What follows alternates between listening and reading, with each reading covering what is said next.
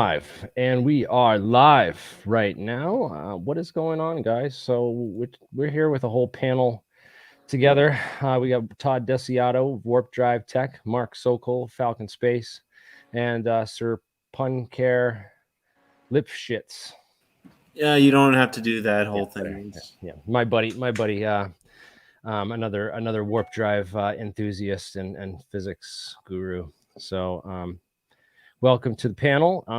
I said to DM me on Twitter if you want a link to the panel and you guys want to join. And I also sent an invite to Sonny White himself and a number of other people who are common guests, including Jack Sarfatti. We'll see who shows up. So, what do you guys think of the warp drive bubble that Sonny White's lab created? Are you guys like super impressed? Are you guys skeptical? What's the reaction from? If you look at the actual work, it's just a simulation that they did, and they found, and also it's his result is, um, the way he portrays it is a bit misleading. He's using a cylinder and a sphere, which means that this a potential well he's forming is a ring around that. It's not the same shape as the actual Alcubierre metric, which has like uh, a lenticular shape on either side. Right. It's yeah. So and secondly, it's a static potential. It's no different from any of the other gravitational potentials that matter creates naturally. In that sense, it's not. I mean, I guess they think that maybe they can use some nonlinear process to interact with that, like almost like it's an electron orbital or something that's now like present in the like matter. Maybe there's a mechanism for that, but I don't know of one. Not for this. Like Casimir stuff is, yeah, maybe it's like it's related to gravity definitely, but it's not. I don't immediately see how you're interacting with it. Maybe if you have some sort of spring structure that oscillates, maybe you get something out of that, but I don't see it. And what he's got is a simulation of a cylindrical Casimir effect. It's nothing really new. It's just that usually the Casimir effect is two parallel plates. But what he's done is put a sphere inside a cylinder. That's one version of it, and the other is he's got these cylindrical um, uh, uh, spires like that stick between the plates, between the parallel plates, these pillars, and those are round, cylindrical shaped. So again, the smallest gap is between the edge parallel tangent to or parallel to the plate, and so in that smallest gap between the plate and the pillar, you get the maximum Casimir effect, or I should say the minimum energy, vacuum energy at those locations. And that's what these plots are showing. The bright yellow is where the energy is minimized. The vacuum energy is being minimized. So in that sense, it is a negative energy density with respect to the vacuum, as the Casimir effect always is. And it's shaped cylindrically like an Alcubierre warp drive, because in Alcubierre's equation, you end up with an energy density that's an annular ring around it, and so Oh, that's what he sees. And that's my bad. I thought it was differently shaped. no, it's only got coordinates in x and y, Huh. or I should say y and z, the way Alcubierre wrote it. But so that energy density is a circle, and so that's what he's seeing is a circle, and yeah, it does resemble it. So but the key point I think is that it is a simulation, probably in COMSOL, um, but it wasn't physically created in a lab. I think the headline on the debrief was kind of sensationalized. Definitely. So it's just a simulation. It wasn't actually produced. Right. Now, no, I thought he it measured. is possible to produce it. I mean, you could produce it. And what Sonny replied to me was, now how do we detect it? So he's not sure how to detect it. He's, making a proposal of some possible ideas, but, he's open to suggestions, which is good, open-minded, scientist. So 2 days ago, I also I was trying to put a panel together. You guys couldn't make it to that one, but I actually spoke with David Paris, and David Paris came on and talked a little bit about his his inventions and the warp drives that he's working on with that fractal antennas and stuff. And I was curious what you guys thoughts were on David Paris's research and some of the claims that he made on that program. I don't know if you guys were able to catch that. Well, my criticism of it is that he hasn't done or hasn't shown any control experiments. When you're talking about this kind of forces that he's claiming he's getting, but he hasn't shown any tests where, like, he removes the antenna and just runs current through the cables and see what happens, or if he turned it in a different direction and blocked the output of the antenna and see what happens, or any of these things. He doesn't show any control experiments. He only shows the data that he's getting from the device, but we don't have any differential data. What was it before, and what is it with it on, and what is it with it off, and any kind of control experiment. So that kind of bugs me. And yeah, you should also have like a similar with a different antenna set up with the same resistance, and the same kind of, something similar but with a different design to see. Yeah, then you see if it's a thermal heating effect. Yeah, and just claiming that, we have IR cameras looking at it and it's not a thermal heating effect, that really bugs me too. I mean, that's not really saying much, because you have a thermal camera. It could be magnetic effects in the wires. It could be the wire itself that's expanding. This NPNN, if they work, would be probably a similar principle. But the corollary is that they've been seeing exponential die-off after they turn the thing off, which indicates to me that it could be stray capacitance in the system somewhere. But interesting nonetheless, because that reminds me of a lot of Eric Dollard's stuff that he mentioned on his website, where you can use various AC systems to build up like charges on surfaces where you wouldn't necessarily expect. So that could be related there and useful for its own reasons. Yeah, it broadcasts, high frequency electromagnetic waves, and using an electronic circuit as an accelerometer and not showing any control experiments. Again, it just begs the question of what is really going on there. We don't know. So I think I would take, whatever his claims are with a lot of speculation until the experiments are done properly. No, thanks for the criticism, and I'm sure he appreciates that. I hope he's watching or he catches this. Maybe Mark had his email. Mark's the one that sent him that email last time. I don't know if I have his email. I don't think I did the last time I checked. Nope, I mean, I would love for it to be right, but I can't prove it with, you got to try to disprove it, not because it's, you can't really prove a theory. You can only falsify it. Now, headlines. If you don't try to falsify it, you're not getting anywhere. Right. Yeah, I agree. So the headlines on this also said that these researchers accidentally created this first warp bubble.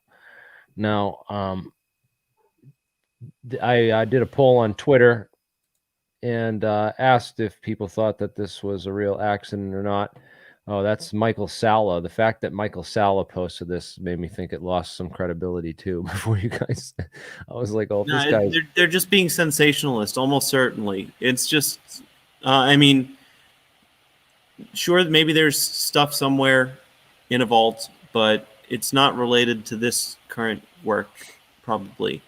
Yeah, the video Sonny posted about it, he said effectively kind of like he was looked at it and was surprised because it looked like an Alcubierre drive. And of course, it's round, it's circular, and that's what the Alcubierre drive should look like. So it may have taken him by surprise, but I don't know. It's the setup. That's what I would expect. So I don't know how accidental it is. Yeah, so I did a poll on Twitter. I'm trying to find it. Here it is. 82.8% people said there's no way it was an accident. 87 votes. Not that the voting really matters, but I just ran a poll on it, what people thought if it was an accident or not. And I also posted a couple papers why I thought it wasn't an accident, including papers that Hal Puthoff published in 1998 about Casimir effect and possible space-time warping and stuff like that, and ideas. So this is not something I don't think was new by any means, but nor accidental. But also, so you guys think There's what? Oh, sorry. No, go ahead. There's like a lot of good researchers out there, but the ones who get famous like him are the ones who know how to promote themselves sensationally. So that's you gotta What, take Sonny that into White? account. You gotta take that into account. The people who get famous are the ones who know how to promote themselves, not necessarily the ones who really do groundbreaking research, especially these days. Well, I mean, they're doing some pretty groundbreaking research here at this Limited Space Institute that he's working with now. Sure, yeah. And This, I mean, here's the Houston Newswire from September 2020, guys. This is in prnewswire.com. The link should be in the description of this video. just something to take into consideration. I mean, talks about all the grants. So tactical grants are under 100,000 K, and strategic grants are under 250 K. And these are a list of all the grants that they are currently working on. So there's several $1 million in grants going on. They're all very ambitious projects too. They're extremely ambitious if you look at this stuff on here. So guys, check that out. You can email. We should contact them too, and see if they wouldn't be willing to come on here for a discussion. This is quite interesting. I know there's a couple. It says there's a number of people, including who working in this project, including Charles Chase of Unilab, Washington, Israel Institute of Technology, John Bush of the MIT, Richard Norte of the Netherlands, Remo Garatini, University of Bergamo, Italy. So there's a number of different researchers on this team with some pretty ambitious projects here. Can I just read a few of them? Directed energy for revolutionary space propulsion and power projection, strategic. So beamed power, centrifugal confinement, direct drive fusion propulsion. Pretty interesting stuff. Exploration of pulsed break-even fusion at 100 kilojoules energy for breakthrough propulsion. Helios X inertial confinement fusion code for advanced space propulsion. So they're working on a number of energy and propulsion projects right now. Asymmetric potential vacuum fluctuation forces, traversable wormholes enrolled to interstellar exploration. I don't know where that is. It's not a grant yet, but it's something they're working on, or at least a project. So this is pretty interesting stuff. What do you guys think about? So that's your thoughts on Sonny White and these kind of guys, these mainstream guys. They're able to attract a lot of attention and get really popular and famous and get a lot of hype behind them and funding apparently. I wonder where the funding's coming from. It was DARPA. DARPA, right? That's who said it. Oh, is that website DARPA's? The I projects know in that that he's got LSI? he's got a DARPA grant. I don't know any other, but they must have other grants or donors because they're providing grants, so they have money coming from somewhere. Yeah, so those grants here on this website are Yeah. from the LSI, not necessarily from DARPA. It's not Right. clear whether, yeah. Right. Oh yeah, LSI is the Interstellar Initiatives Grants, L2G. I2G?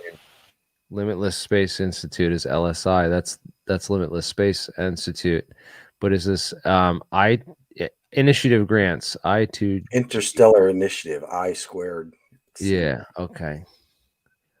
Let me just look this up and see if we can't find more information on that. So they're I don't know who set up this Limitless Space. Maybe it's a philanthropist that set up this Space Institute, and he's giving. I recommend getting yourself a corporation wiki account, and then you can look at the influence map of who owns what, where's the money going, stuff like that. Yeah, anyone who can do that. Influence mapping is very powerful, and more people should take advantage of that and do it. Definitely key, man. That would think about it. Learn some interesting things from influence mapping. Mark keeps getting booted and coming back into the stream. Mark, sorry about that. Try to keep you in the loop, man. So yeah, this is interesting news. So what about other research? Because I know about a couple of labs that are working on similar stuff, and I believe that this was maybe not the first warp bubble that's ever been created. I think there might be labs that are further along and working on stuff out there, maybe in the black world. But do you think that this was an effort to bring some of this technology out of the black world and into the white world? Not in this case. Not in this case. No, this is an expected result for a Casimir effect with the shape of the plates and the pillars and the cylinder and the sphere. That's what you would expect. So his software, he said they wrote it in software and it was Jack is simulated. And so and he simulated some textbook equations and got the right results. So he trusts what he's simulating here. But it's just to be expected. A shout out to Jack Sarfatti, who's in the audience. Jack, I sent you an email with actually with a link if you wanted to weigh in. I figured you'd probably be fuming at this news too and wanted to get some of your thoughts out. So feel free to check your email if you want to come on and say a couple things too. We'd love to get your take on all this. So I'm curious about his comment here. So he's saying that the polarization field is depleted, and you could measure that. What sort of scope measures? Let's see. What sort of scope would measure that? That's not a voltage necessarily. That's a essentially gravitational potential. You'd need something optical, I assume. If you could go into more detail, I'd be very curious. Or could you use? So I assume you're saying that you're assembling and disassembling the Casimir cavity to produce the effect, and then once it's changed, you see the change in the scope somehow. But beyond that, what sort of electronics would be required for that? We'll see if he replies.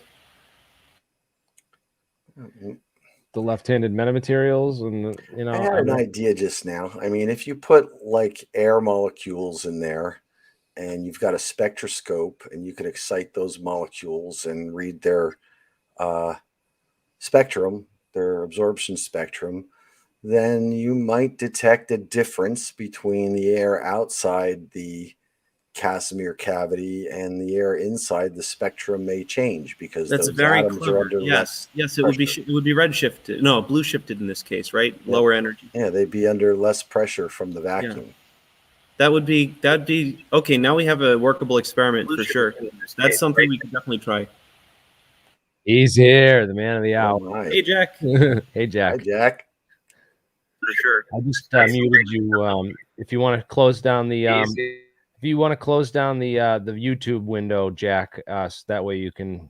We're like a couple seconds ahead in the on the StreamYard link, so then you won't get the echo, and you can unmute.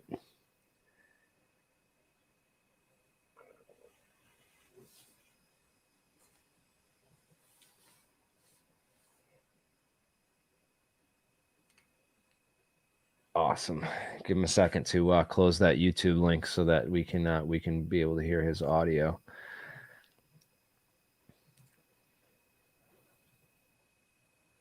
Jack, were you able to hear Michael's question?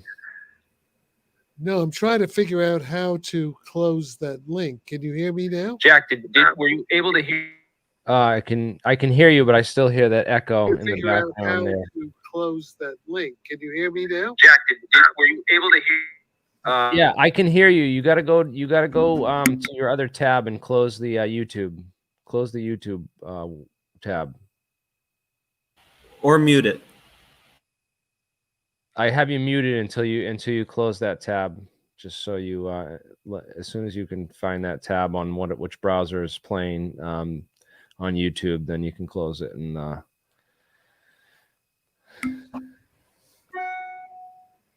find it. Yes, it's closed. Awesome. All right, cool. We can hear you now. Yes. So, do you want my take on this or not? Yes, absolutely. You have the floor. Okay. From what I can tell from the paper, and I must admit I haven't read all of it, but also from what Sonny said in an email, he's not claiming he actually did the experiment, is he? He's claiming that he'd like to do the experiment himself. Yeah. So that the debrief guy, whoever wrote the article, is totally misrepresenting what Sonny is actually saying, as far as I could tell in the paper. Now, am I wrong about that? No, I asked him directly. He said it was simulated in software. There we go. I got that same wrong impression when I first read it when the article came out, and I did the stream the other 2 nights ago with David Paris, and I was under the impression that that they had actually created this, and this was exactly. But this is it's not the big breakthrough that I had celebrated and thought. No, so that's a bad mark on debrief for giving a phony headline that got everybody all excited, and now we realize that it's just more, it's more bullshit. But pardon my French. But I think what Sonny is doing should be encouraged. I mean, I'm encouraging him to do it.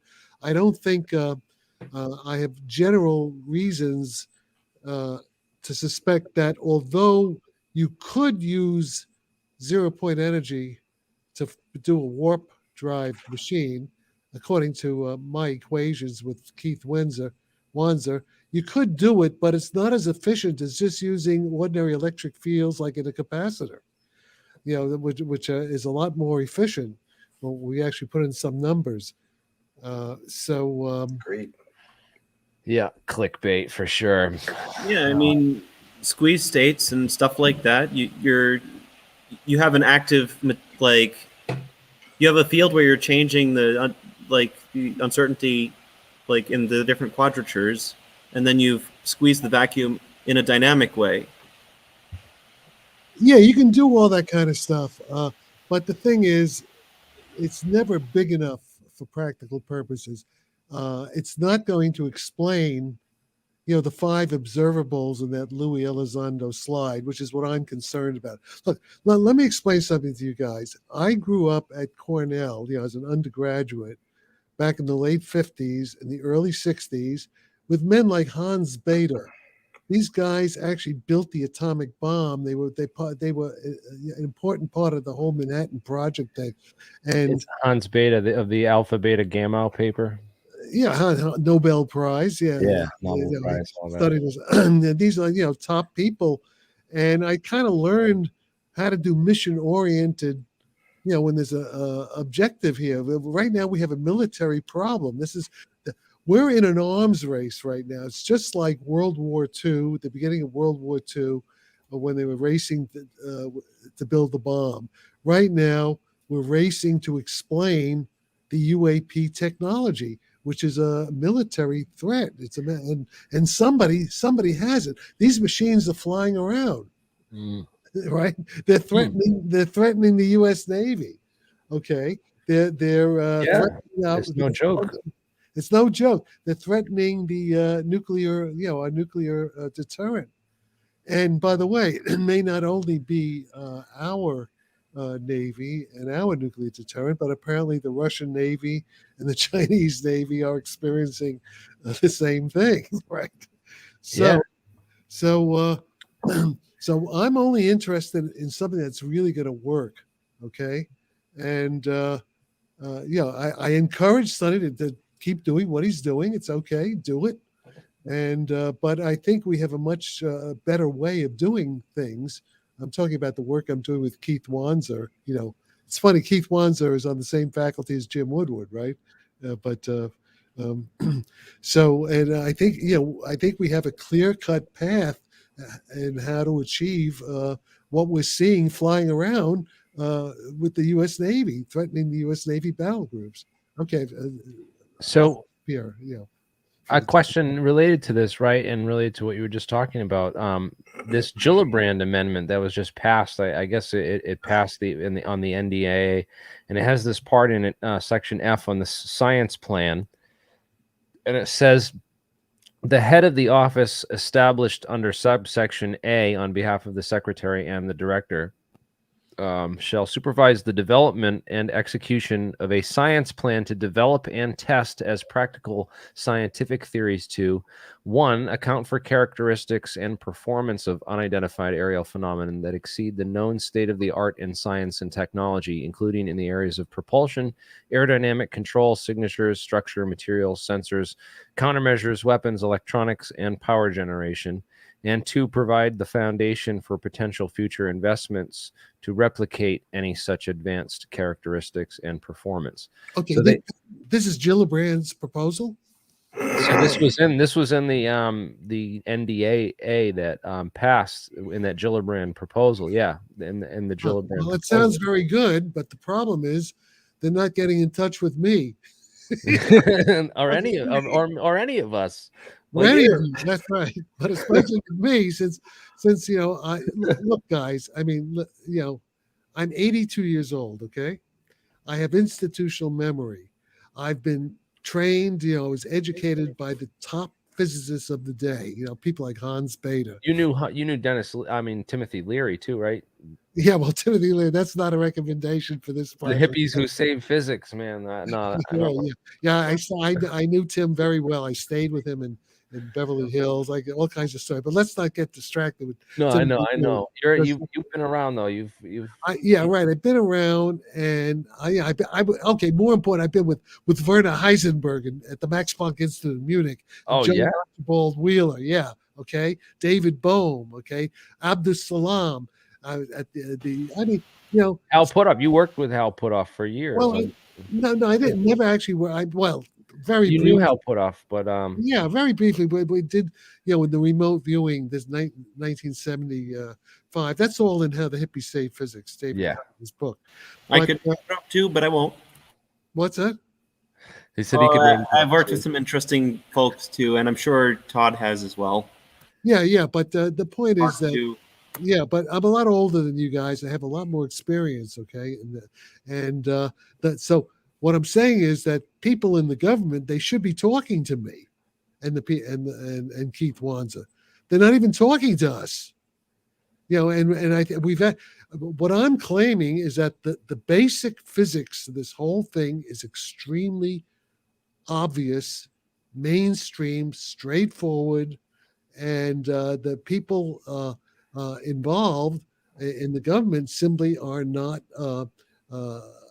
competent enough to understand the physics. And also, they're listening to the 5 observables. Yes, 5. That's good. So it's not only that. I'm claiming all of this except maybe for transmedium. Excluding transmedium, that's a little bit more problematic. But the rest of that is all very simple and very easy to understand and to test. None of it. It's all general relativity. It's all Einstein and quantum mechanics. Well, it's not even. It's just the it's the sad truth is it's a senescent organization. It's like going the way of IBM, making a lot of bad, simple decisions, and Yeah. Okay. Yes. Yes. Yes. it's just sad to see. I mean, yeah, Well, that's part of the the reason, unfortunate case. I'll tell you, part of the reason is that they're relying on, I'm sorry to say this, but they're relying on Christopher Mellon, they're relying on Louis Elizondo, they're relying on Eric Davis, and even to some extent they're relying on Hal Puthoff. Hal Puthoff's a good guy, but he doesn't really understand general relativity very well. Okay, I mean, I know Hal for a long time. Hal is basically a laser physicist experimentalist, and he's basically self-taught in general relativity. And even Eric Davis is, yeah, he's done some good stuff. The book he did with Mark Millis, these guys they're not really theoretical physicists. They're second rank. They're not first rank. They're second rank. They weren't trained by people like Hans Bethe the way I was, okay? And they don't really understand it properly. That's what I'm claiming. Now, I'm very willing to debate them in public, to have a constructive debate. And even Avi Loeb, okay, let's take Avi Loeb, at Harvard. Avi Loeb is a very smart guy. He's done excellent work, but it's in mainstream. It's in well-established areas, okay, and it's very good that they're trying to observe these things, but we've already observed them. In other words, the important thing for us to do is to follow through on the well-established theoretical explanation, our general understanding of the phenomenon, which we have. I now claim we've solved this problem. It's a solved problem. And let me say again, the Central Intelligence Agency, the Department of Defense, recruited me and a few other guys, including like Hal Puthoff, over 50 years ago to work on this problem. Everything that is being revealed now, we already knew this 50 years ago. There's nothing new here, nothing really new here. And it took us almost 50 years, but now we solved the problem. In the last couple of years, we really have solved the problem. What I mean by solving the problem, we understand the basic mainstream battle-tested elementary physics. So 50 years ago, you said, what would be the exact date you say that they cracked it? Well, I mean, it started in the late 60s, early 70s, and by 1973, this is all in the book, How the Hippies Say Physics, when I actually met with Hal Puthoff, and that.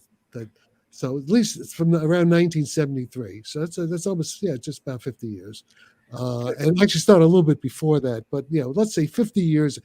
Nothing that has been revealed recently we already knew about it, but we didn't understand it. We didn't understand. It wasn't in the literature. It wasn't solidified as well as it is now. Well, I mean, okay. Let me explain something. Let me explain something else. Yeah. Okay. John Wheeler. All right. John Wheeler. Yes. John Wheeler in the World War II, was working on the bomb. Right. I mean, it was John Wheeler back in the 30s with Niels Bohr. They actually developed the basic understanding of nuclear fission. All right. Mm-hmm. And he's working on the bomb. So what happens? Suddenly, 1953, John Wheeler switches from nuclear physics to general relativity. Why did he do that? Now, I think the reason he did that was 1947, was all this UFO stuff, because I believe his relative was General Earl Wheeler, who was the like Mark Milley is now, the Joint Chiefs, head of the Joint Chiefs. Yeah, and probably asked. He left H-bomb secrets on a train one time. He had all kinds of classified work that he was involved in, and. Well, let's not talk. That's not relevant. What I'm talking about is why he switched. I think he switched from nuclear physics to gravity theory because of the UFO issue.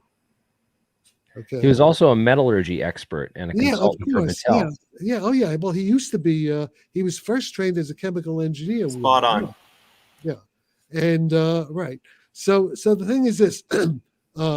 And 53 was a big year. That's also when I had my sort of contact experience and was told what was going to happen 20 years in the future, that whole thing. Wow. And of course, I got to know Wheeler.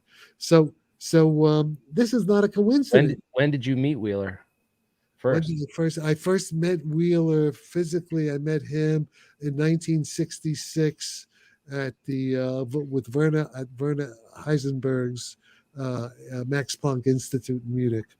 That's we were all there. I was there for about a month, 6 weeks or so, and that's when I first met him. But, I was having every afternoon having tea and cookies with Werner Heisenberg and John Wheeler and a lot of other people.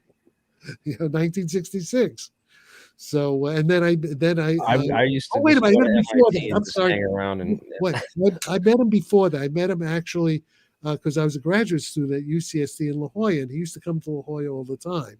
So I actually knew him, 65, 66, 67, and, back in the late 60s. But okay, so the thing is this: there's nothing new here. There's nothing. We understand it. Well, now, he wrote engineering. The engineering we don't understand how to make the to train more engineers. Well, I mean, and material scientists. Yeah. No, what has to be done. This is why we should work together.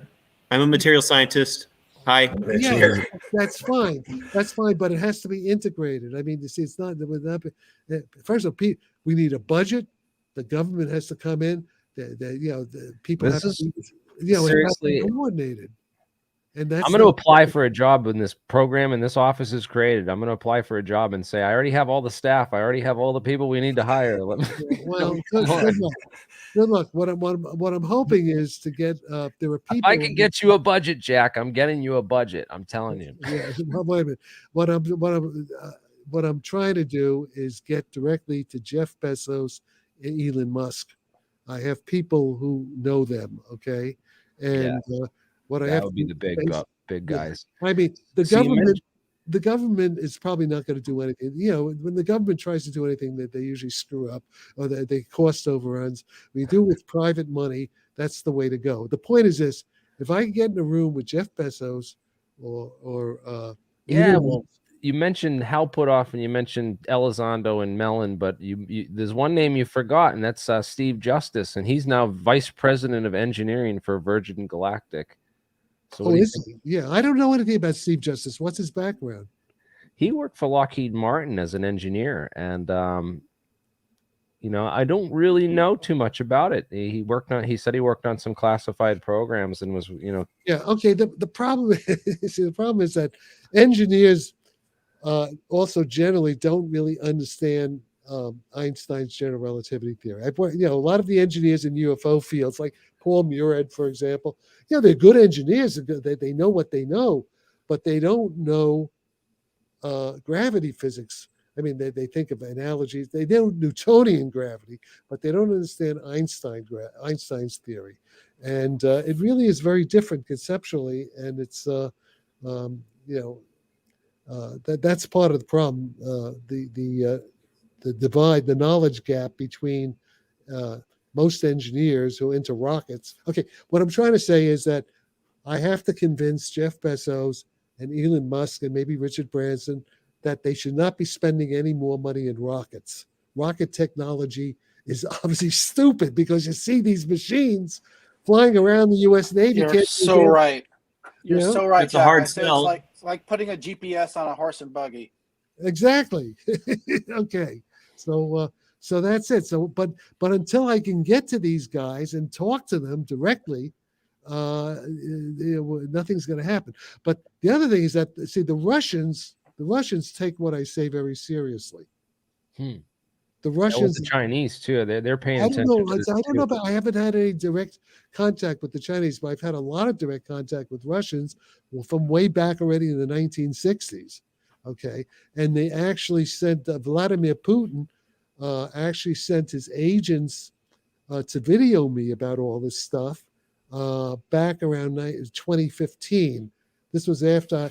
I gave the first paper, the first connection between warp drive, UFOs, and metamaterials in October 2011 at the DARPA NASA 100-year Starship meeting.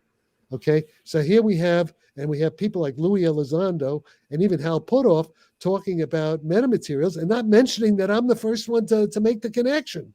And also, they never say how metamaterials explain the phenomenon. They talk about, it's like lying. They're disconnected. That's because they don't understand it. So, yeah, and like I've been chasing this down since 2000. I'm worried it's worse. I'm worried it's disinfo. then what's this info? This is being used to manipulate public. Perhaps it's actually. It could be, just trying to what do you call it? It could be a bluff. It could be a bluff, I suppose. Well, be specific. You're being very, very. You're talking about the DARPA, the recent article that we're talking about? Bluffing China or something. Maybe they think there's a possibility of war, so they want to bluff. It's possible. Yeah, but wait.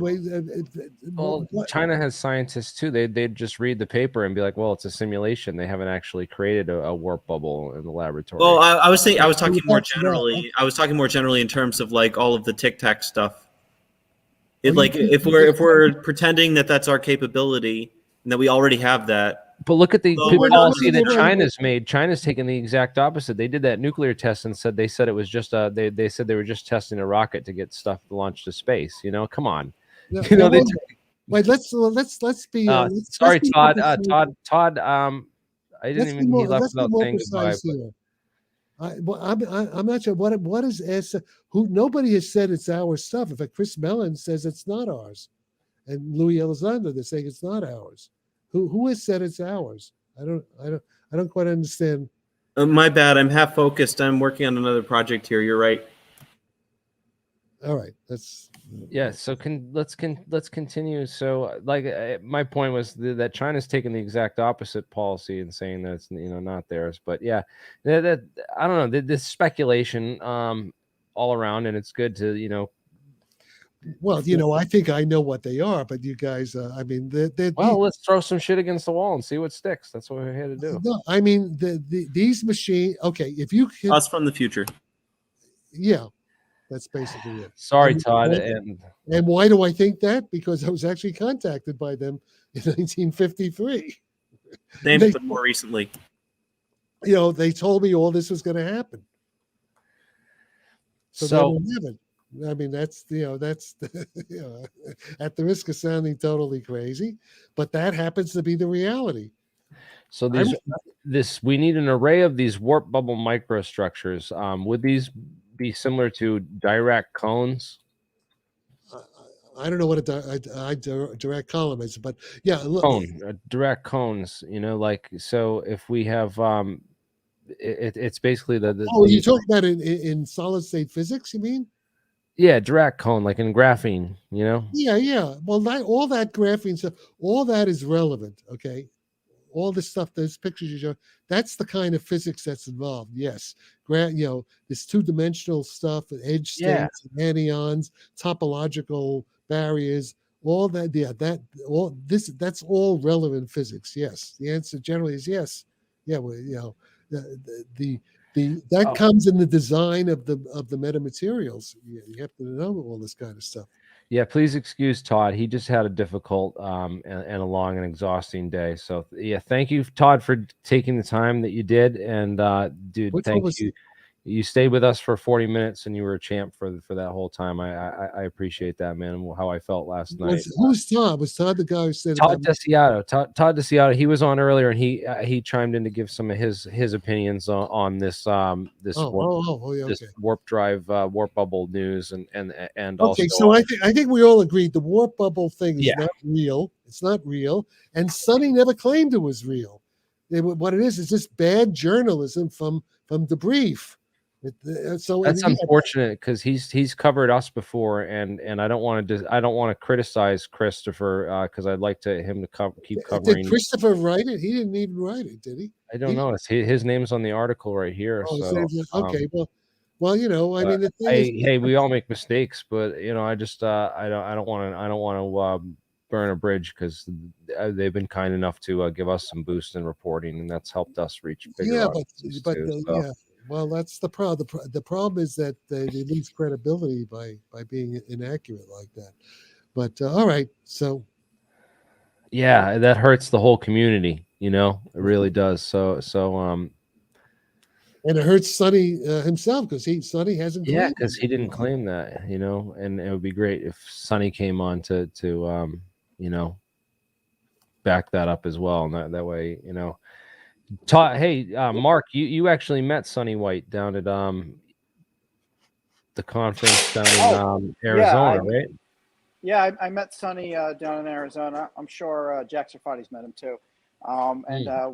That was the weekend that we had David Perez on, who actually has something like a warp drive that's creating like a pulling engine. Yeah, I'd like to get Jack. Have you seen David Perez? Paris? It's David No. Paris, by the way, not Perez. It's Paris. Yeah, No, so can you describe him? What is he claiming? Oh, so let me show you the some of his stuff. basically, what he's doing is he's using standing wave interactions, like destructive standing waves. We're talking about electromagnetic waves, and if you can get them to stay in one spot, you say you build up an effect over time that attracts matter to it. That doesn't sound silly. That doesn't sound right to me. At least they describe. Listen, there's only one. Physics is pretty direct. We have Einstein's field equation. Okay, Einstein's field equation from general relativity it basically says if you apply a certain amount of energy density, actually energy per unit volume, you generate a gravitational field. Okay, so that has to be the starting point. Yeah. Yeah, Let's so just it work with that. is It's not energy. working. It's RF energy that's being inserted into the system. Well, it's not and that- warp. Okay. So, but it means nothing. What So does that mean? this tells matter and energy how to move through curved space-time, and this half tells matter and energy how to curve space-time.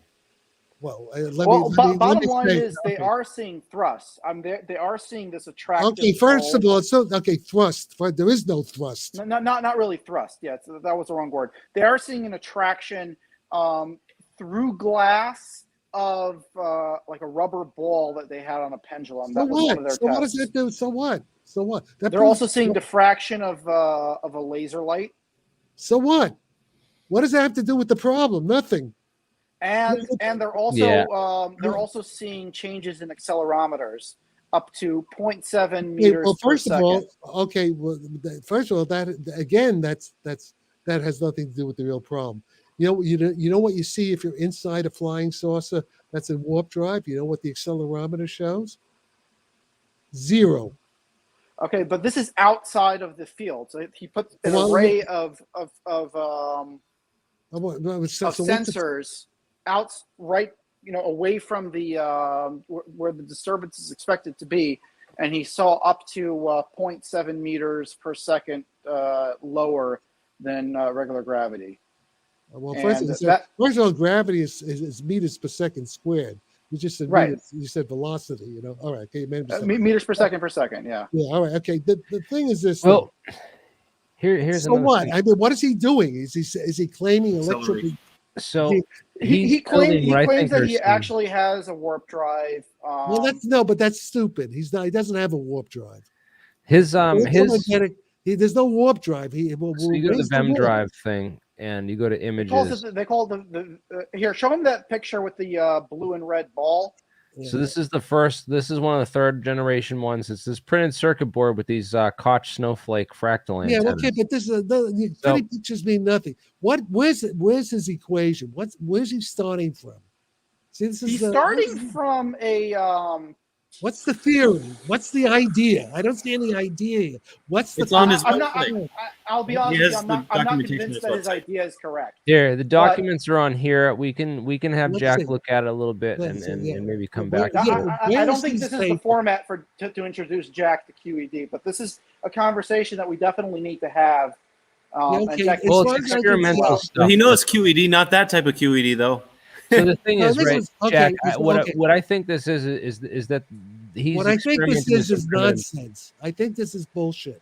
What he's doing here, what he's showing me is more this. See, this is the problem. Jack, that's what I thought. I appreciate Jack's opinion. Very skeptical. Jack, here's one thing that I got from it. Let me just defend it for a second. Is that the fractal antennas that he's building. There's a guy I met named Nathan Cohen up at MIT who's got this site called Fractal Antenna, and they're building these fractal antennas and fractal metamaterial. Well, that's good. That's good. But they're not claiming warp drive, are they? Not yet. No, they're not. No. Listen, all this stuff that looks good. That may be useful for what we want to do. Yeah, some primitive experiments with space-time warping using but metamaterial. let me explain something though. You have a metamaterial. The metamaterial will not generate a warp drive until you pump it with external electromagnetic fields and excite a resonance in that metamaterial. It has to be activated. Okay, the metamaterial is just sitting there. It's not going to do anything until you activate it in the proper way. It's like a capacitor. You have to charge it. Yeah, exactly. Yeah, and that is what he's doing over here. He's using these fractal antennas, and when he hits them at their resonant frequency, an effect is created at a short distance, up to 120 centimeters. All right. Well, you didn't say that at the beginning. Well, that's what you didn't let us get here, man. No. All right. Well, I'd like. Okay, if you could send me his stuff, let me look at it carefully because you can't evaluate it. You'll like him, Jack. He's actually your age, and he works out of his garage. He's been doing this for a couple of years. He's a college professor. He teaches in like 5 different colleges. And his students, physics, yes, and some of his students come down and help him, out in the lab. Okay, but all right, yeah. Well, that looks interesting. All right, maybe. He's talking, but does he actually talk about warp drive in his website? They called it warp drive, but then they tried to publish a paper, and they realized you can't publish a paper that says warp drive, so they changed it to the variable electromagnetic drive, and they were able to publish.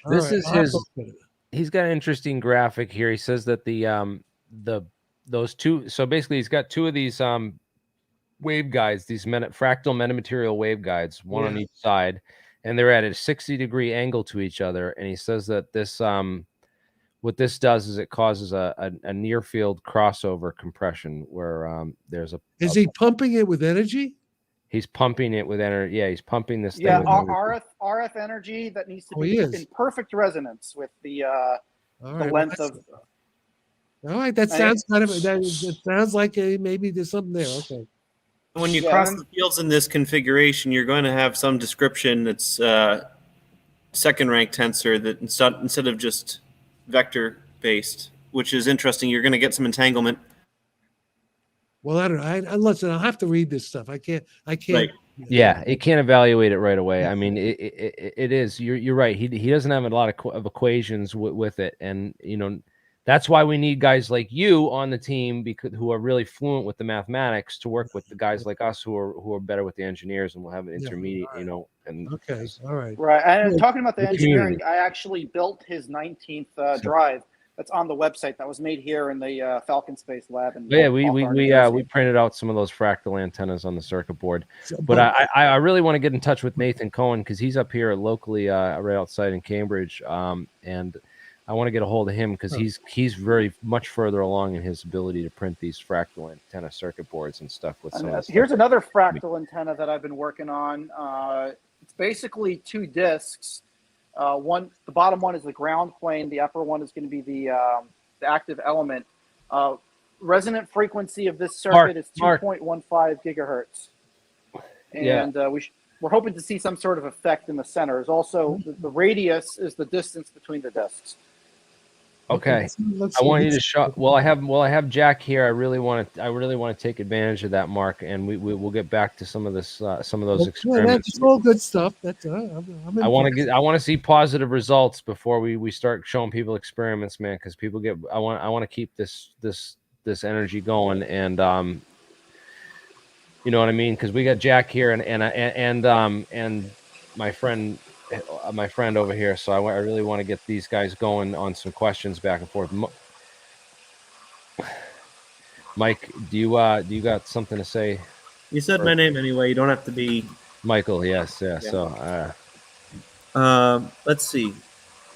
Well, what was I doing? I'm just developing my 3D printer here. Not a successful experiment tonight, but if you see, it's a metal 3D printed there, well, splattered on there. Well, I didn't get the temperatures right tonight, but everything else is finally functioning, and the nozzle's no longer clogging. So You can print circuit boards as well. You have some circuit board printing technology. I mean, that was back at a company called Voxelate. Yeah, you're still there. So Sorry, okay, the screen changed a bit. I put your front and center because you were showing off the experiment. I wanted to blow it up. Sure. So Yeah, sorry. there's you can see. Well, this is a mess, but let's see That's if what you can printed, huh? That's just a test run, right? Yeah, it's a test, but I mean, there's at least 2 crossed layers that bonded to each other, so that's something. And it didn't clog, thank goodness. So what I fixed last time did the trick.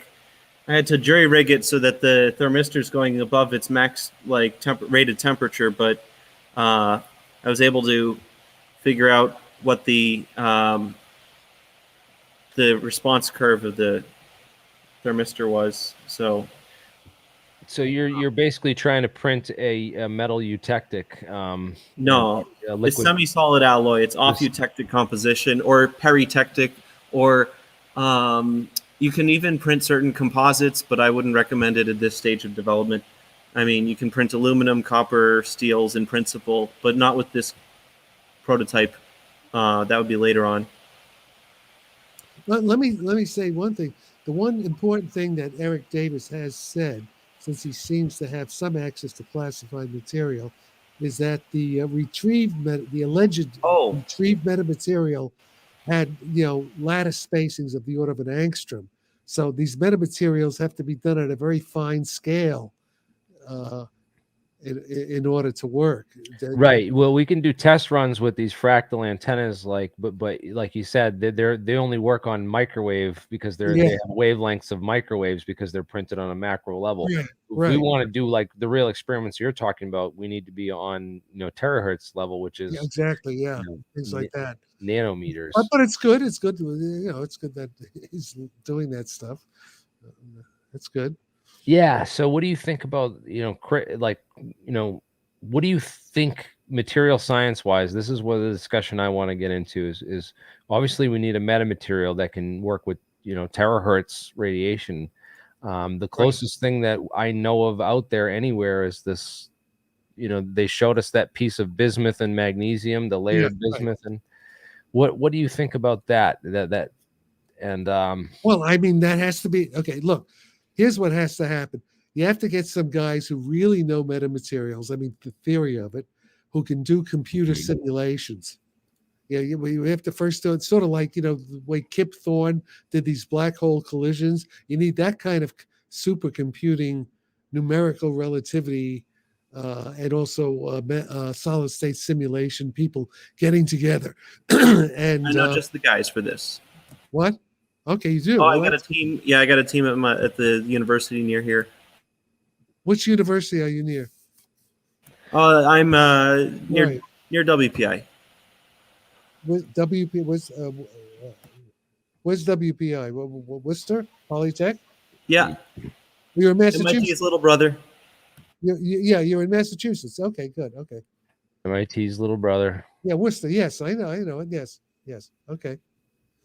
I went to a great conference out there. This guy came as an expert from Australia and lectured on invisibility, and he talked all about metamaterial theory, all about the mathematics of mapping and conformal mappings, and all that kind of stuff. How to hide objects using materials that were just, and how to build customized metamaterials with they're using artificial intelligence now to design metamaterials. We've got an excellent metallurgical team here if you're interested in collaborating. Well, sure, but if I got to get money from Jeff Bezos first. Maybe. At the university. You never know. University private partnerships can be fruitful. Yeah. Jack, I've been meaning to ask you funding for a always while. helps. Yeah. Where are you located? Me? Yes. I go between San Francisco and London. I just got back from London. I was 2 months in London. Oh, I just nice. Oh, okay. If you ever have a long stopover at JFK or in New York, you're welcome to stop by the lab here. Oh yeah, we should hang out. Yeah, That would be a lot of fun. I would Yeah. definitely come down to meet you in person, Jack. Yeah, that would be on my punch list, man. Well, let's see if we get some real money into this thing first. There's no point, this require. We're talking about, we need. Oh, this is like on the scale of the Manhattan Project. It It's needs the to Manhattan Project, definitely. It's got to be done properly, or The difference, though, between now and the Manhattan Project, they had to produce many of the processes. Nowadays, we have many of those processes. Not all of them, but we let's have talk about some of those. I mean, we have a much bigger head start than the Manhattan Project. That's true. Yeah, that's true. That's true. Oh, Jeremy, while you're talking about that metamaterial with the bismuth magnesium, I bet Modumetal could do it. They're a private company. Look them up. yeah, you mentioned this before. So I was thinking about making a sample of this bismuth material with these exact specifications. They were talking about like vapor like vacuum deposition. That's ridiculous. No, you need to do it. This sort of alloy, you need to do it electrochemically. How do you spell this? Modumetal, Modumetal. Yeah, there you go. I bet they could do it. Almost certain. Either that or Solvus Global. They would do cold sprays, a different process, but I don't know if they can achieve that resolution with the bismuth. But it really depends on how they. Yeah, these guys could definitely do it. I mean, with cold spray and other techniques like that, you get a nice metallurgical bond between dissimilar metals because you're doing solid state processing. Oh, we're actually in the process of building a vapor deposition chamber here at the Hawthorne Lab, and nice. We're gonna try bismuth vapor deposition as well. That will not work. It will delaminate. It will delaminate due to any impurities of antimony or lead at all will cause it to. There's something called zinc pest. Look up zinc pest. It will just delaminate it because you need the magnesium with the zinc in it, but also that zinc will cause it to like fall apart. You need to do it with some sort of first very pure, still with the zinc. Because you need the spin states of the zinc, I assume, and then you'll need to do it with some company like electrochemically or with some sort of solid state process like cold spray. Is there still a New Jersey zinc company? This was like the. There's one more company that sells zinc metal. That's that at least in much stuff in New Jersey. It's like crazy. I know, dude. You're like right. We're located. I'm right where Edison was, and Tesla. Like Menlo Park is not so far from here. Yep. And I was looking at that other metamaterial, plant was still around. The Mu Metal metamaterial. Everyone was like searching for it online. It turns out they're a 15-minute drive from me. So according to like what I've learned is we need some really high purities. We need, weird isotopes of metals and stuff too for, different spin states and stuff. Well, first we need the vapor deposition. We need the theoretical understanding exactly to motivate the other stuff. Otherwise, we're just taking shots in the dark, which I suppose we can do to an extent, but it's really not efficient. Yeah, exactly. That's my position. What you just said. I love battle-tested physics. That's why I've really, been drawn to, a lot of more. I got guys like you because you have, the theoretical basis, and there's so many people out there that are just like throwing shots in the dark, and they just like are. And they don't even know like basic physics. They couldn't even do like a simple physics equation if you threw one at them.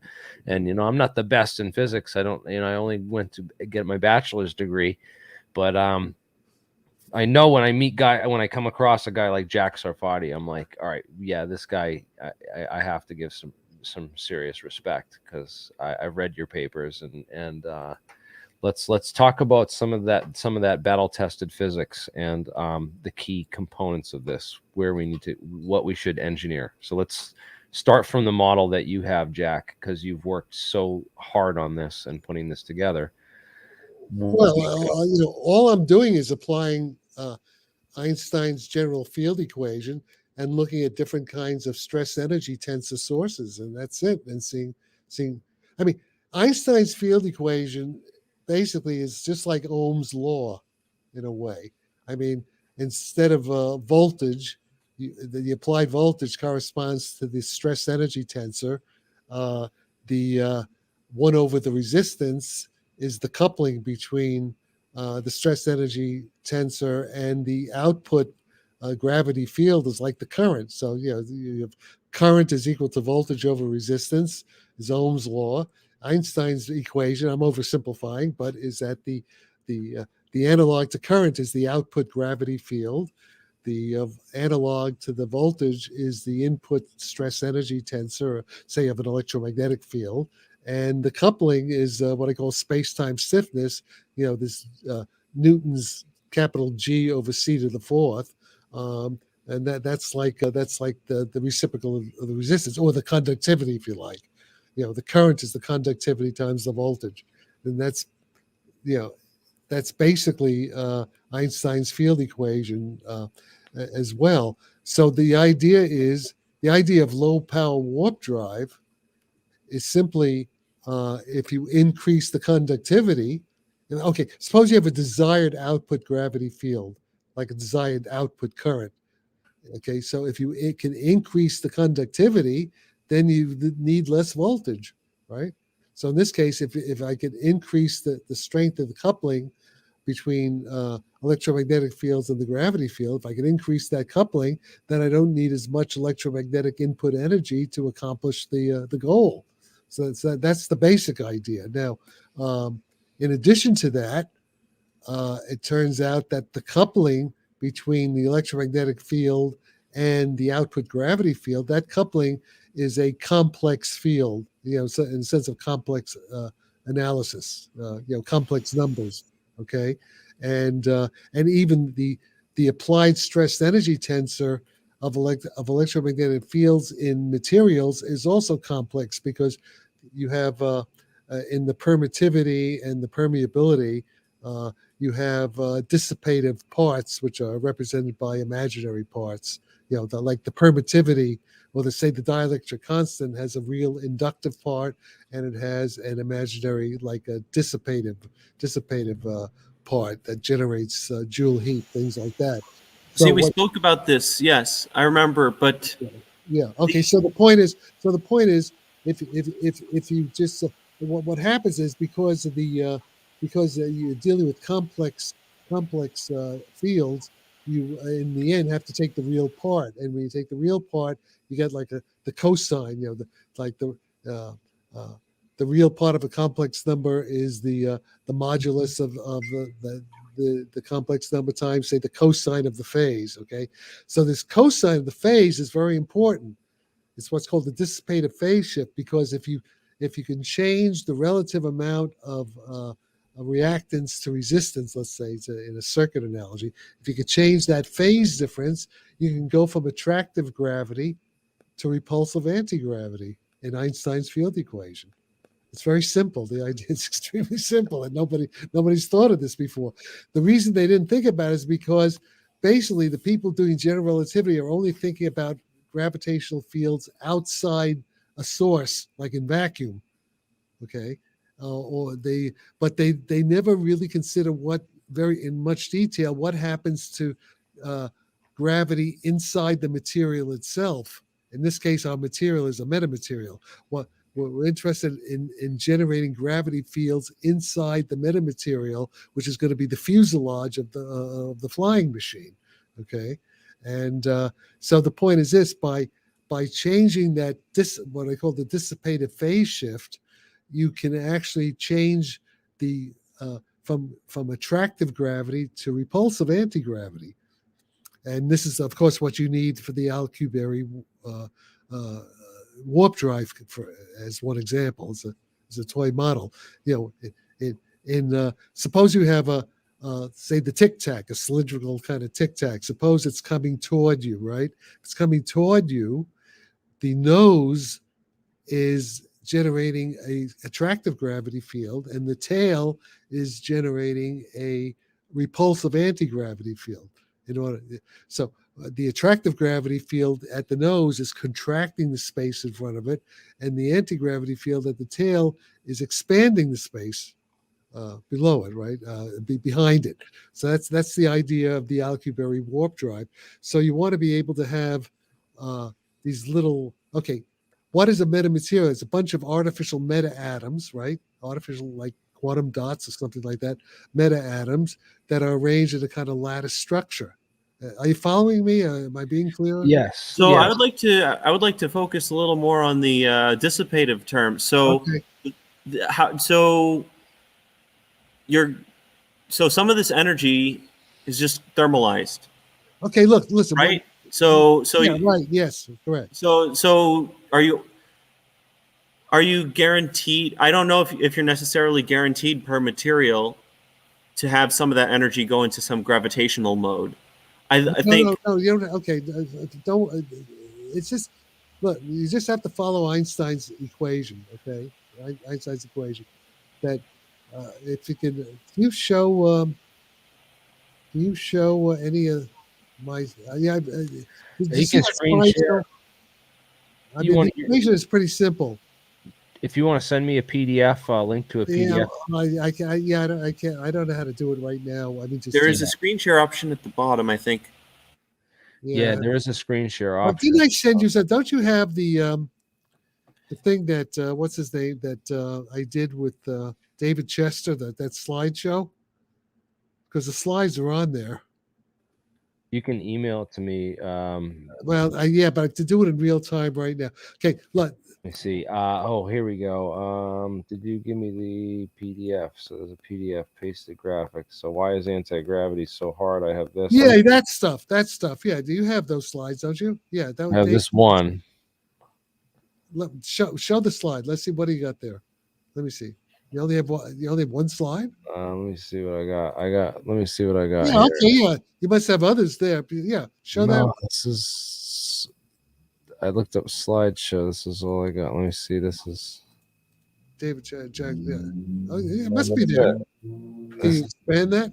Can you email it to me? The PDF. Well, I gotta find for me to actually physically do it. I gotta find. Oh, wait a minute. Here's my PowerPoint. Hang on. Let me get in PowerPoint. Here's the slideshow in PowerPoint. But how can we do a screen share? You can screen share at the bottom, or you could just email it to me and I can show it on. Yeah, but it's a very big file. Let me see. Okay, well, let me see. Let me see if we can get share. If I do share, how can you see my screen? It'll pop up and I'll share it. Okay. Well, I'm trying to do it. So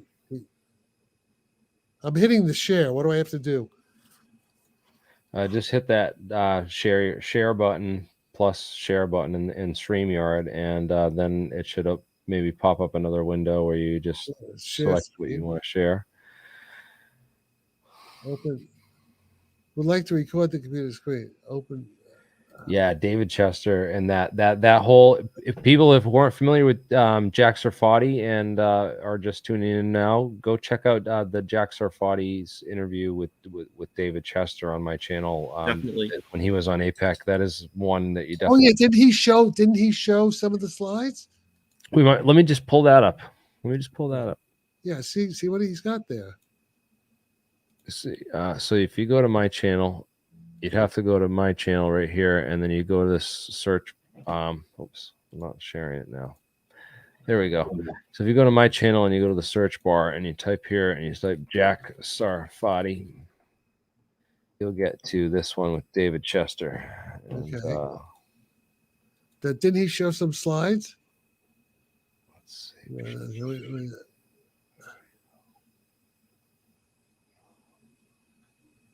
No, he doesn't have the slides. No, the slides aren't there. I have my PowerPoint thing here. If we can just get my screen up there. I have the slideshow in front of me on my screen. How can you guys? Oh, well, there we go. What's that? What's that? Oh no, what is this? So this was his David Chester's. Go back. Okay, there we go. That's good.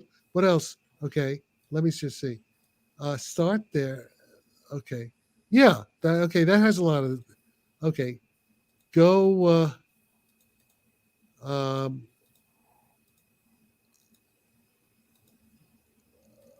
okay. Skip all that. Can you go to the beginning of his slideshow? Okay, and then we can Yeah. just quickly skip through the slides, to the ones that are relevant. Where's the first part of it? So there's a good. Metamaterials, crash course. Oh, start here. Okay, start here. Okay, start here. Okay. Yep. So Okay. this is crash course in general relativity. So Okay, you have that's the basic. Okay, coordinates, go to the next slide. That's the basic thing. Go to the next one. quaternions. Okay, just go to the next one. It's all standard stuff. Okay, here's Einstein's field equation, right? Okay, the TA. Okay, go back. Stay on that slide. So Yep. can So you this see? tensor. Okay, the right hand side, the TAB. That's the say the electromagnetic field, pump field, stress energy tensor, and that 8 pi g over c to the fourth. That's the coupling. Okay, that's the coupling, and Okay, all right. the left hand side is the warp field. That's it. Basically it. So the TAB is kind of like voltage. The 8 pi g over c to the fourth is analogous to the conductivity, or 1 over the resistance, and the output gravity field is kind of like the output current, like an LCR circuit. Since you're engineers, think of an LCR circuit, Right. with a voltage. Think of a forced of a linear forced damped LCR oscillator. Okay, with a voltage driving it. Okay, so there's going to be a phase difference between the applied voltage, which is like TAB, and the output current, which is the gravitational field. All right, but get back. Can you get back to Chester's thing? Okay, go to the next slide. Let's see what he has here. Can you go to the next slide now? Okay. Okay. There. Okay. No. Stay there. Stay there. Okay. This is important. This is what I'm talking about. Yes. Okay. You see that? That's like the resistance. Like 8 pi g over c to the fourth is like 1 over the resistance. Okay. And so the resistance is very high. If the resistance is very high, you need a lot of voltage to get a desired amount of current. Okay. So that's okay. Go to the next slide. Go to the next slide. Oh, well, go to the next one. Skip that one. Skip that one. Yeah, not enough equations. Jack, I wanted to ask you something. You Yeah. seem very knowledgeable in this field. Wait. Skip this. Wait, I just want to get to the key point. Then I will take away. Okay, skip that. Skip that. Yeah, this is a skip that. That's not important. Skip that. Skip that. Mark, Keep write going. it down and hold it, please. Yeah. Keep going. Keep going. Forget this. Forget this. This is Yeah, irrelevant. this is the Forget standard this. model. Here is the Yeah, but it's irrelevant to what I'm talking about. This is forget that. Forget that. Einstein-Cartan theory, Nikodym Okay, forget that. Poplawski, Forget that. Forget that. formal Forget gravity, forget scaling, that. conformal Next gravity, slide. the most Next slide. Next one. side. Keep going. Keep going. Alcubierre. Well, stop there. Stop there for a minute. Stop there. No, go back. Go back to that. Okay, stop. I just want to pick. Okay, look. You see?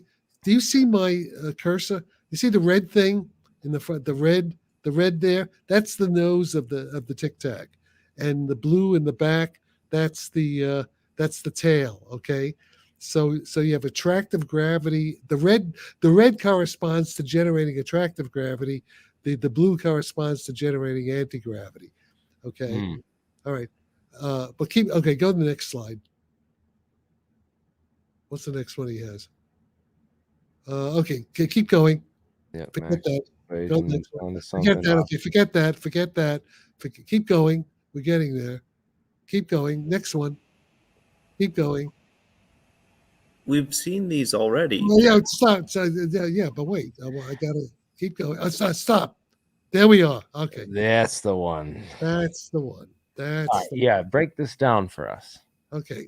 It's So this it's is our third, this is our applied third current. line is what the third line is what I'm talking about.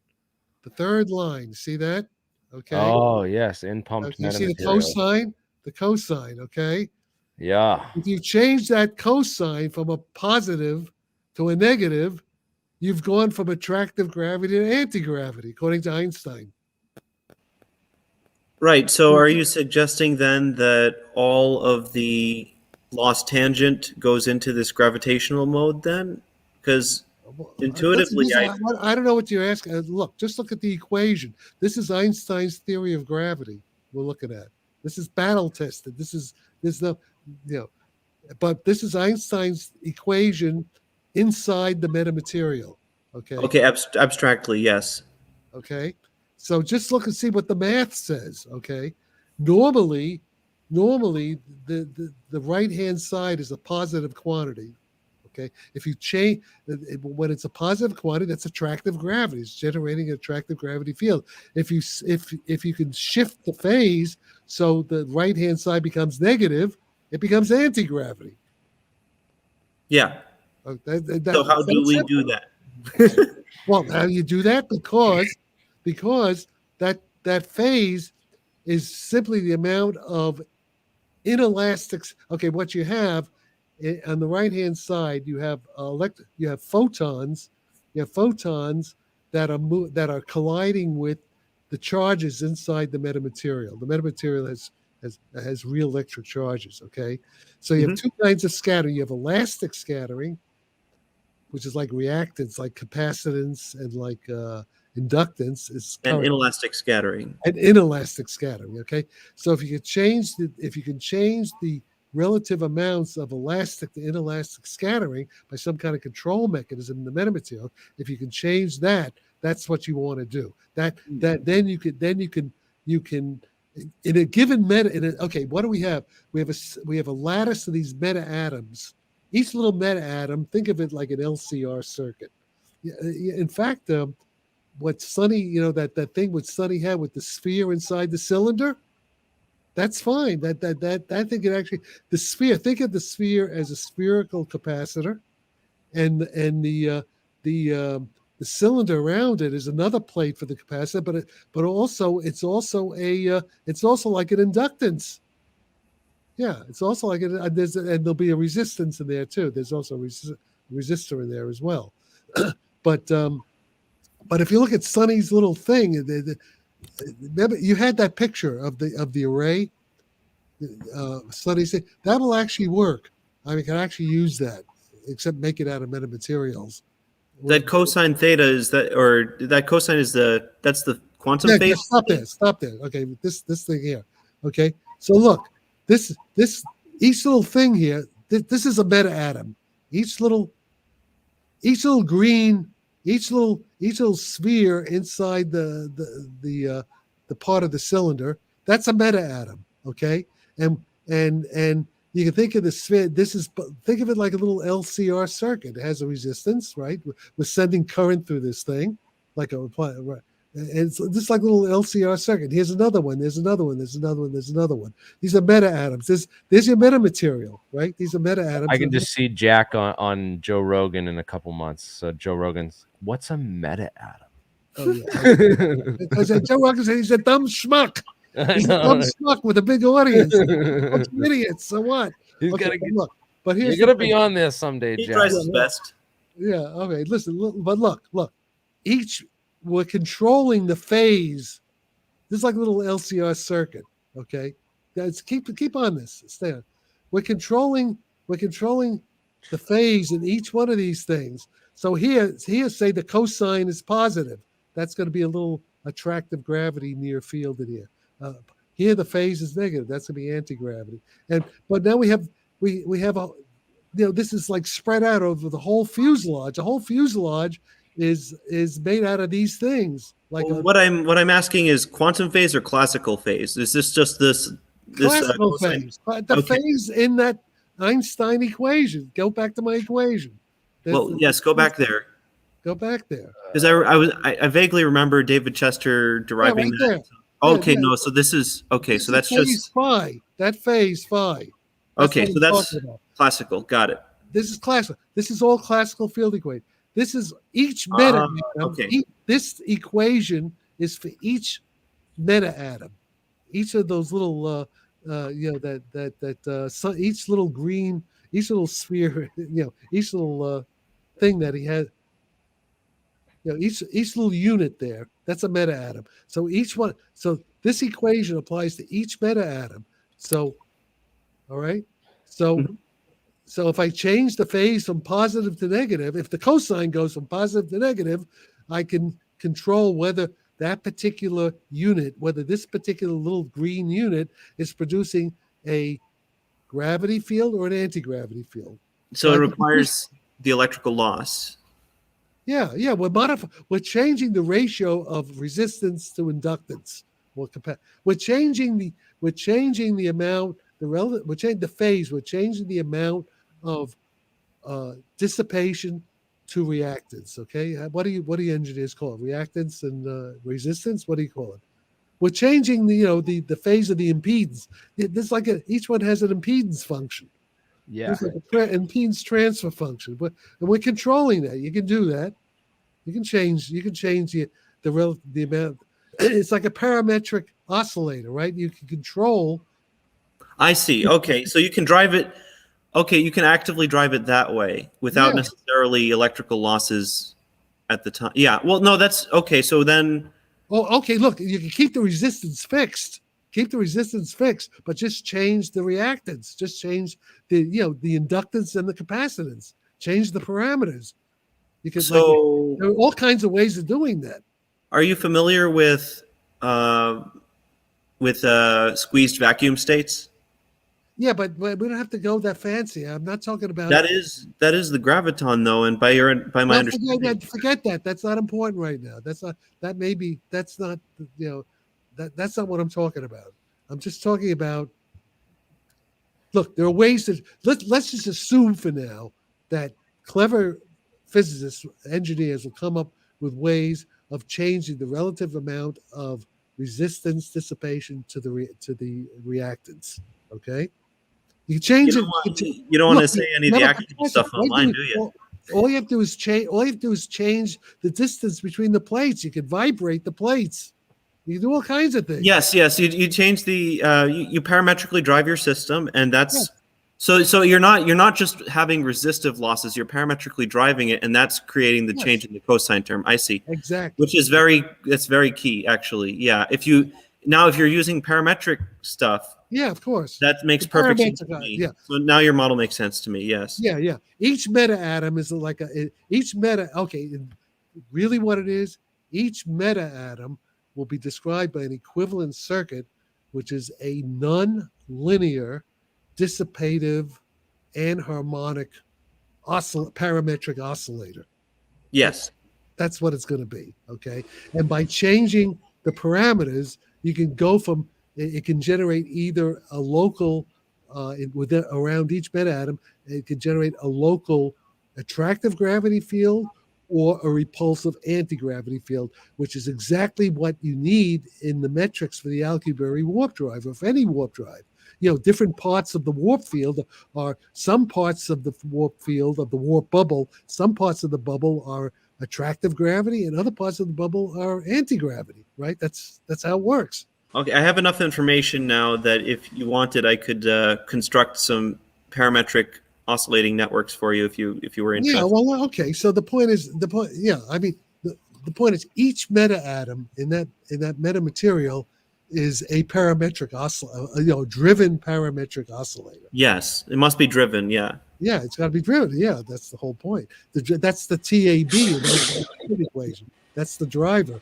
That's like the voltage. That's like the Jack. I wanted to ask you something. Have you considered what the name of a unit of warp field should be? Now, who cares? I don't know right now. Two Sarfatti.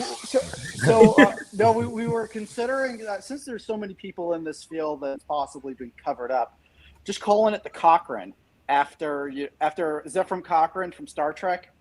Oh well, yeah, I don't. Yeah, well, I don't know. But let's just keep on the math here. But look, I mean, you kind of see you see what I'm saying. What is a meta material is a lattice of artificial meta atoms. Okay, and what I'm talking about is controlling the relative amounts of resistance to reactance of each meta atom. Each meta atom you can model as a kind of LCR parametric oscillator, driven oscillator. Okay, it's like an equivalent circuit. So And you don't necessarily want R to be large here. That's not the type of negative cosine term you're looking for. You're looking for the LC term to be very. exactly. Yeah, it's Yes, easy to that makes so control much that. more sense. Right. That's it. So by controlling that, you got. I mean, well, basically, that's the basic idea. Mm-hmm. So, any questions? That agrees with my understanding. Right here. So, okay, look, Einstein's field equation, that third line with the cosine, that's basically that's basically a driven oscillator. The oscillator is on the left-hand side. That's like the LCR. It's the left-hand side, and the voltage, the driving term, is the right-hand side. But you can actually Fourier analyze this, and it's going to look just like a electrical engineering problem. Okay. Mm-hmm. Yeah. That's what I'm saying. I mean, I still have some questions about the scalar term. Like, I'm wondering whether the S field, that the S field, that's important. I mean, it feels like a toy model to me still. Is it possible to produce a tensor that fits there or something? Yeah. What do you mean? Go back to the equation. Yeah. I'm not. So should we? No, go back to my equation. Where's my equation? Go back. I'm not certain we should make the assumption that that S thing is homogeneous in 3D. No, it's not. I know who said. I never said it was homogeneous. Well, I mean, if it's a scalar field, then what I mean is it's not dependent if it's just a scalar field on the direction you're pointing. If it's a vector, for example, at every point it's dependent. It's got to be wait a minute. This is mathematics now. Right. This is a second rank tensor field equation. Right. Okay. But the S term is not. Let me finish. Sorry. Yes. No. You got to understand. No, you're wrong. Okay. Listen to the mathematics. Okay. This is no physics here. It's just this formal mathematics. This is a second rank tensor equation. The right hand side, the left hand side is a second rank symmetric tensor. The right-hand side is also a second-rank symmetric tensor. That means that this coefficient S has to be a scalar field. The scalar field is a zero-rank tensor. That's what I mean by zero-rank tensor. And all right, the indices. So the only way you could maintain the integrity of this equation, the mathematical consistency, is that S has to be. When I say scale, I mean a zero-rank tensor field.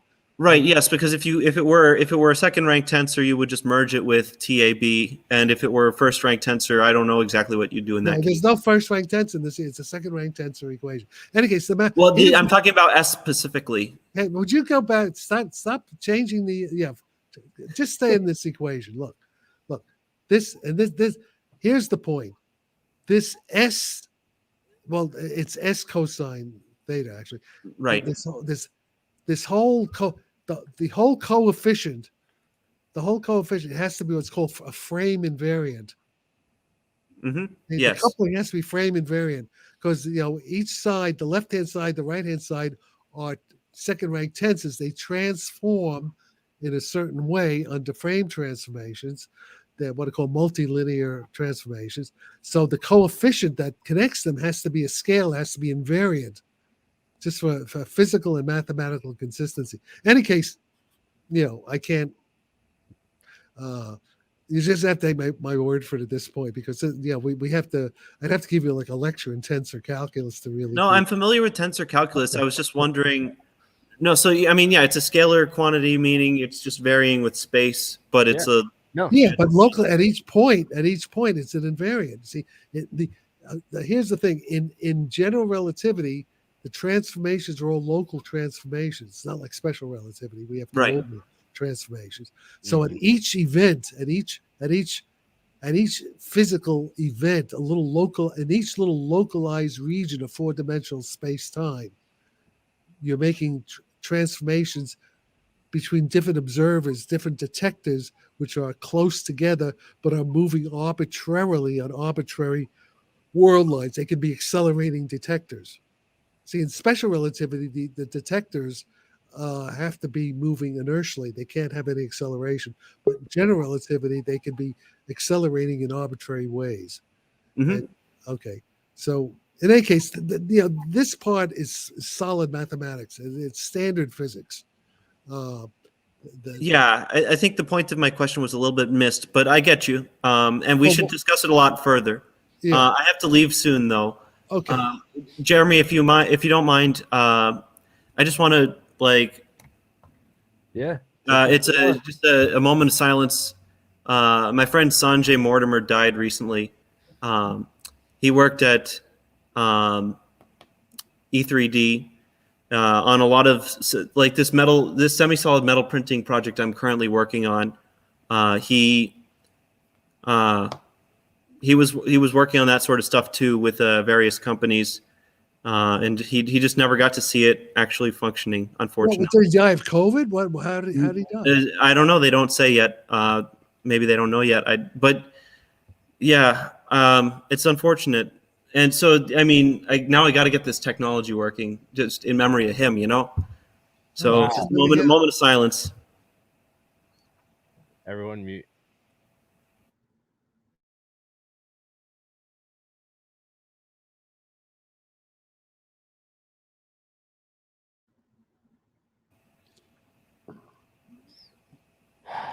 Sanjay was great. He was E3D's version of Steve Jobs. He's like the soul of the company. That's awful. Really sad. Yeah. He was a young man. Yeah. He was a great guy too. Okay, well, sorry to hear that. Way too young. Yeah. Yeah. Was it? Find out if it was COVID. Yeah, I'll see. I mean, it said, what else could it be? I mean, yeah. Well, it's just unfortunate. All right. But yeah, I'm gonna get this technology working in his memory and get it out there where it belongs in industry. This semi-solid metal printing technology, it's taken way too long to develop this, and I wish we could have got it working in his lifetime. Okay.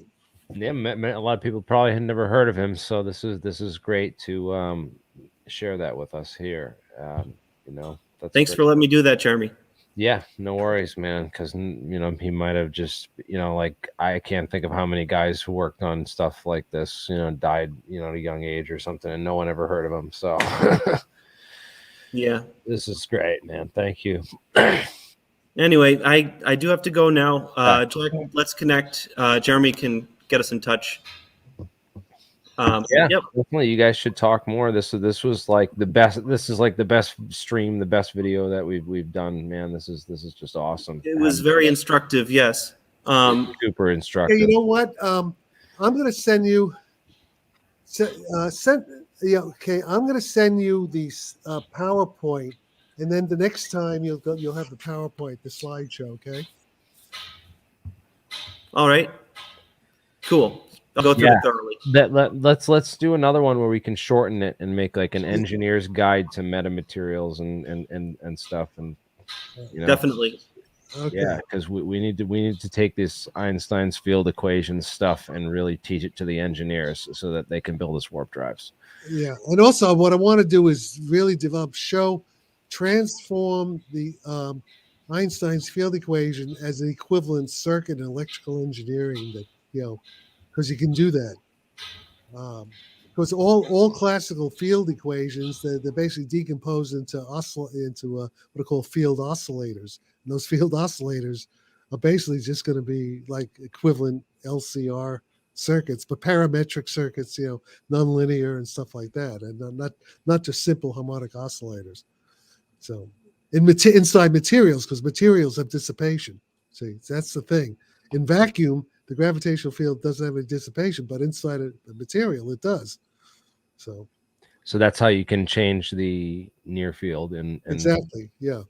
They want to change that phase. That phase control, dissipated phase control, gets you from gravity to anti-gravity. So that's how you get your lift, your repulsion.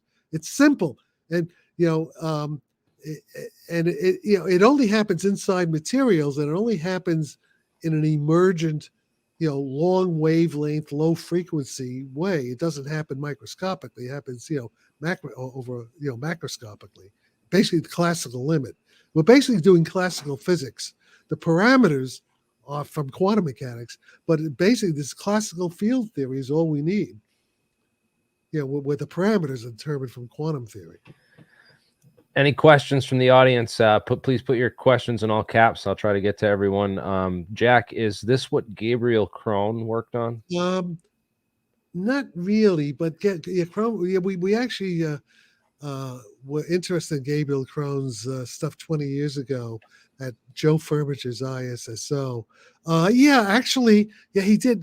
That's a good point. I have to go now. You just triggered my memory. I have Krohn's books. I'm gonna have to.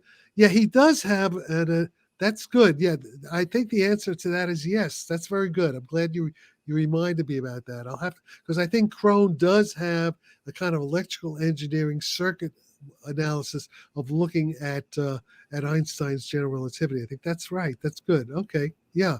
So I think what you're saying is correct. I'll have to check that. I have to, it's in my memory. I have to. Awesome. Thanks for awakening that nice idea. one, Carl. Thank you for that. Yeah. Jack Sarfatti, with all this knowledge you have, how are these Tic Tacs not ours? Because the guys in the American Pentagon are stupid. That's why. Because they're dummies. They haven't, because they're listening to the wrong people. They should be calling Jack Sarfatti and not speaking to Eric Davis. It's that simple. Eric Davis. Eric Davis talked about the squeeze states. He talked about some of the stuff. Eric does a lot of good stuff. Okay. But he has his limits. He has a glass ceiling. Eric is a good he's a good editor, and he's a good he could describe the work of what other people are doing. He's like an editor, he's like a compiler, but he's not an original thinker. He's not a visionary. He's okay. He has his place, but he's but he has his limits. And if the U.S. government's going to rely on Eric Davis, they're not going to get anywhere. That's another good call. What's your knowledge of Joe Firmage? Well, I know Joe very well. Joe gave me $300,000. So, oh, hey. A long time ago. That's when he had money. Look, Joe is a good guy, well-meaning, very idealistic, but he was pretty naive at the time. He made a lot of money as he was like in his late 20s, he's a good guy, but he doesn't understand physics well enough, and he's easily fooled, and I don't know, that whole Gravity Corporation and some of that. Yeah, it's I agree. And then he got into Brandon Fugel gave him a bunch of money apparently, and that then I could have told him not to do that, but so there's look, Joe Fermi's a good guy. He meant well, but he made some big mistakes. But we all make mistakes, so what can I say? So if we can get you in touch with Elon Musk, what would be your message to Elon, just real quick? Elon, stop blowing your money away on giant firecrackers. You're playing with giant firecrackers. It's a stupid way to go. First of all, you're not going to get to Mars that way, or anybody gets to Mars, they're going to probably die. It's a suicide mission, and once they get there, they're going to be miserable. And the point is, with a warp drive vehicle, you get to Mars in 1 hour, maybe. Why are we going to the moon first, too? I mean, even to the moon. Okay, no one talks about that.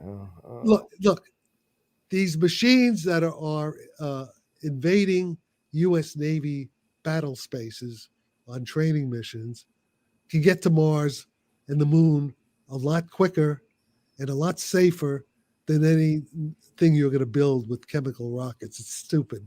And you're certainly not going to get to the stars with rockets. With warp drive, you get to the stars, get to the exoplanets. You have all these exoplanets. And some of those exoplanets may be like the Earth, right?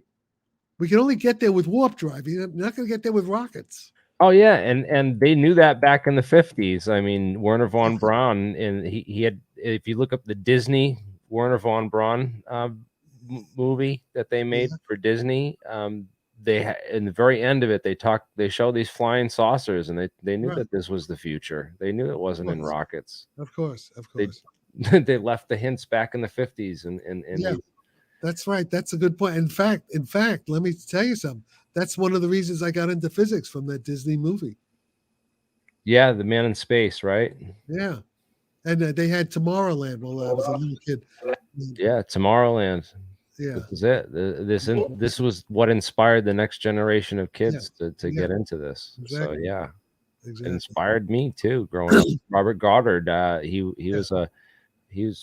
Oh, in fact, there's a picture. I could show you this picture of me as a 10-year-old, 11, 12-year-old. We were building our rockets. We were firing our rockets at Floyd Bennett Field Naval Air Station back in Brooklyn, back in the early 50s.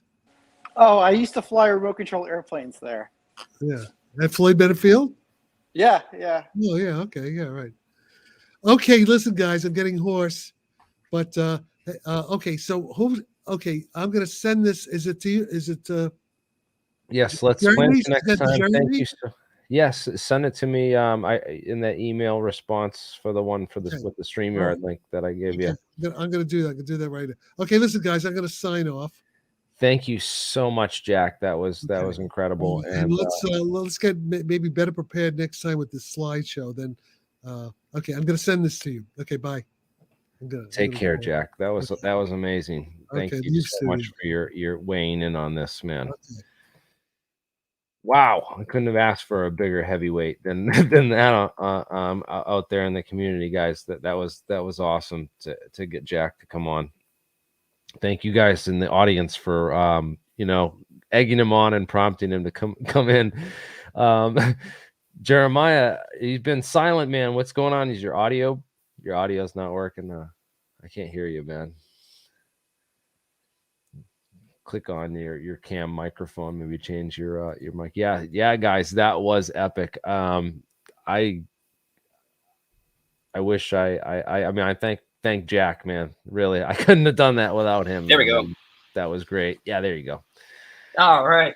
Yeah. Sorry about that. I wanted to end the stream on that, but you were just sitting there, and I'm like, I can't just end it without like having you come in and weigh in on this all, because this is the engineering team, which we're gonna be the guys that are gonna actually build this and get it done. As the engineering team, you have to do it. So go ahead and I don't know if you want to full screen my other cam. See the second join the technicians count that looks like the black screen right now. Go ahead and pin that one. Pin it. And I'll head on over there and start performing some of these experiments. So I wanted to set it up and actually see what sort of fields look like. We're gonna leave it here, but as soon as we get there we got some action going on. I'm gonna full screen that sucker. You see those green flashes? Oops. I don't know if you guys have ever heard of Bob Greenyer's work in EVOs and going back to Ken Childers, but those are tiny little annihilation events that we're looking at taking place on the surface there due to the magnetic pinch points of the ionized vortices. So, you got to get closer to your mic now, because now you're too far away from your mic and you're breaking up. So I can't even really hear what you're saying, man. Oh, yeah, sorry about that. So the trouble is, the vacuum pump is over there. It's noisy. I have the videos pre-recorded on that phone, and if I could share the screen on that phone and just share the video, then I could play that while I talk to you on this mic, but I have to go over there by the noisy vacuum pump. So it's really a tricky situation, because StreamYard won't let me share my screen on my cell phone for some reason. The option just isn't there.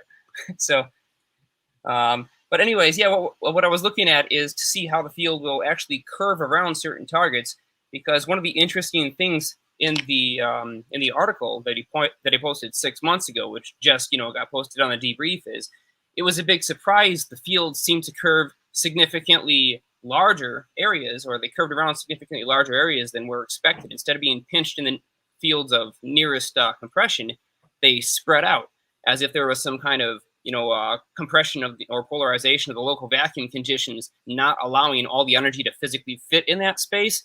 Therefore, it kind of squeezed itself out into the boundaries outside the space. And that's what he was saying was the discovery in the simulation. It was this, holy cow, the fields are actually changing space-time and they're stretching way farther than we expected them to, this could be useful. And so now what I'm doing is I'm trying to stretch the fields in the vacuum chamber and use plasma as a demonstrator. But I'm going to do a live demo for the Singularity Lab. Tomorrow I'll actually have that set up, and I would like to get the real shapes of the Alcubierre drive inside that thing so that we can show what those fields look like. Yes, and do not forget Saturday, 2 days away, right? Oh no, what's tomorrow? Thursday. Tomorrow's only Thursday, so yeah, two more days away. Quantum communications and electromagnetic propulsion on Saturday. Eamon Ansbro, instantaneous quantum communication.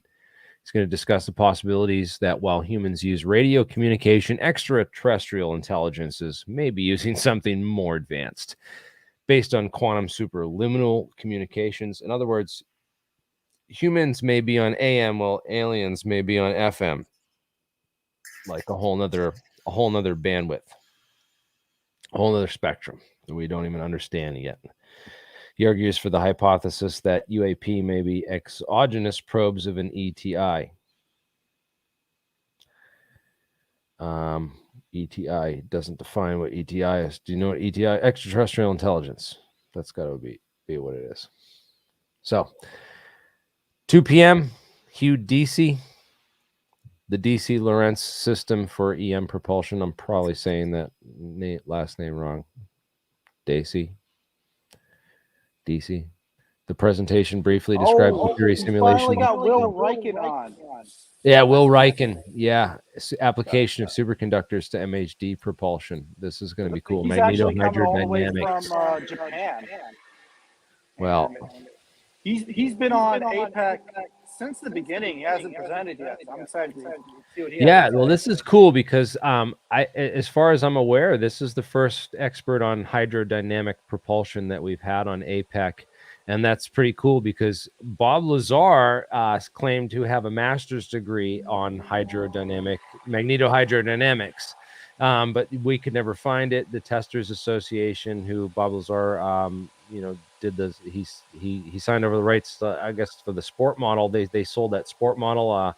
John Andrews has paperwork that he went and filed looking for Bob Lazar's thesis paper. When you get a master's degree, you usually write a thesis paper. And allegedly Bob Lazar wrote a thesis paper on MHD, and it's never been recovered. He said that he lost all the copies of it. He lost the copies of his degrees, the original ones. He can't produce them and stuff like that. So it's just another one of those things in the Bob Lazar story this is the first that I'm aware that we've had an expert or someone talk about really a lot of in-depth stuff on magnetohydrodynamics specifically. He's also he claims to have a 3D printer that can print superconductors, and I'm very curious to see if that is real and how that works. Yes. I also want to mention there's a couple people coming down to the lab. For Christmas, right? For the holidays. And stuff, yeah, right? Aiden Schaefer is going to be here for a month. We also have this guy Ilya who's coming in for a couple days. We got to get Aiden, like he's like I feel bad. He's like single, man. He needs like a wife, a girlfriend. We're working on something here. Gotta get Aiden a girlfriend, man. So, anyways, yeah, Aiden, man, you're the man, and we're gonna get. Besides that, we should all like throw a party for Christmas. Maybe I'll come down there. I don't know if I can. I got so much work here booked up. How's the family with that car crash? So yeah, I got in a car crash, if you didn't know, and my girlfriend had borrowed my car and went and crashed it. And well, she was not at fault. She was driving and someone pulled out into her and it wrecked the whole side. But the insurance company's still working through that this week. And I'm going to go get a rental car tomorrow. I got an appointment and I've had to miss some work for a couple things this week. So it's been a little bit rough right this week. But I don't know. I'm trying to. We're just gonna get through it. I'm gonna get a rental car for the time being, and then I'll figure out what when I settle with the insurance company and get some money. She's all right. The kids are all right. They didn't get hurt. The airbags worked. They went off. I think they saved at least my son, who was on that side of the car in the back seat of the minivan. The pickup truck that hit her pulled out and ran the stop sign and pulled out like onto the street. He actually drove away from the accident. Did they find him?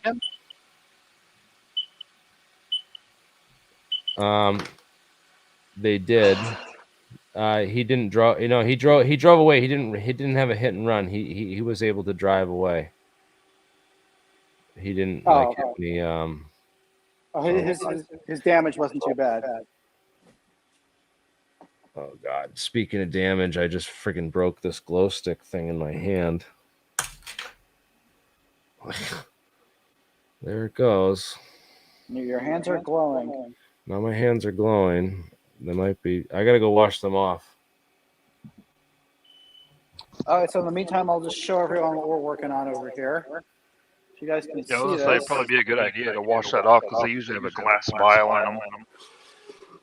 Yeah, he can't hear you right now.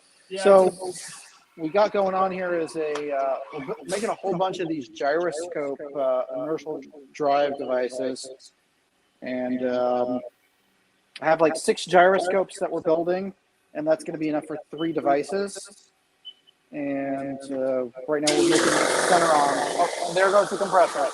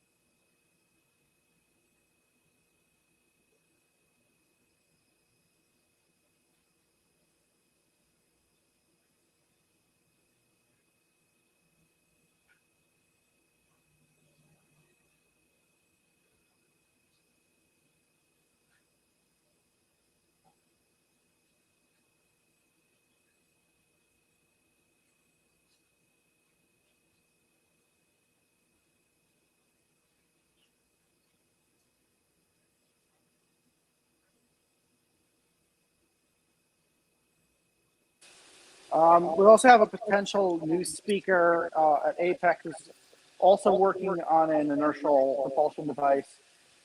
They sent me over a video. I'm not sure if I'm allowed to publish it yet, but it shows some very clear. Yeah, I'll give you the layout. Sorry about that, guys. I got most of it off my hands, so I'm just gonna give me 1 second. So what we got going on over here, these are the end plates for the inertial drivers. The servo motors fit inside this slot over here. They fit in like that. The motor fits in directly, and then there's screws that hold it in place. All of the holes are threaded so that we can take this apart, which is nuts and bolts, all M3 screws. Also, the design of the sidearm allows us to move the gyro up and down to any point along the stick. The holes are equal distance, so we can put it every, I think it's 15 millimeters, so it's 1.5 centimeters to move the gyro up and down. And these are going to swing back and forth, sort of like rowboat oars. And hopefully it'll produce some significant amount of propulsion for us. Here's the box of spare parts that we got. More gyroscopes that have already been machined. I'm about to put some motors in them. Here's what it looks like when the motor is installed. And here, of course, is the servo arms. So we're going to be making several of these units and test them all together, have them slightly out of phase so that they'll be more of a continuous propulsion. and we'll see what it does. I'm hoping to get it done by the end of the week, but fingers crossed. I'm not so sure I'll get the programming done by then, but the hardware is definitely going to be done by then. We're literally on our last piece of hardware. It's getting machined right now. This is called a face mill. We're doing a face mill action.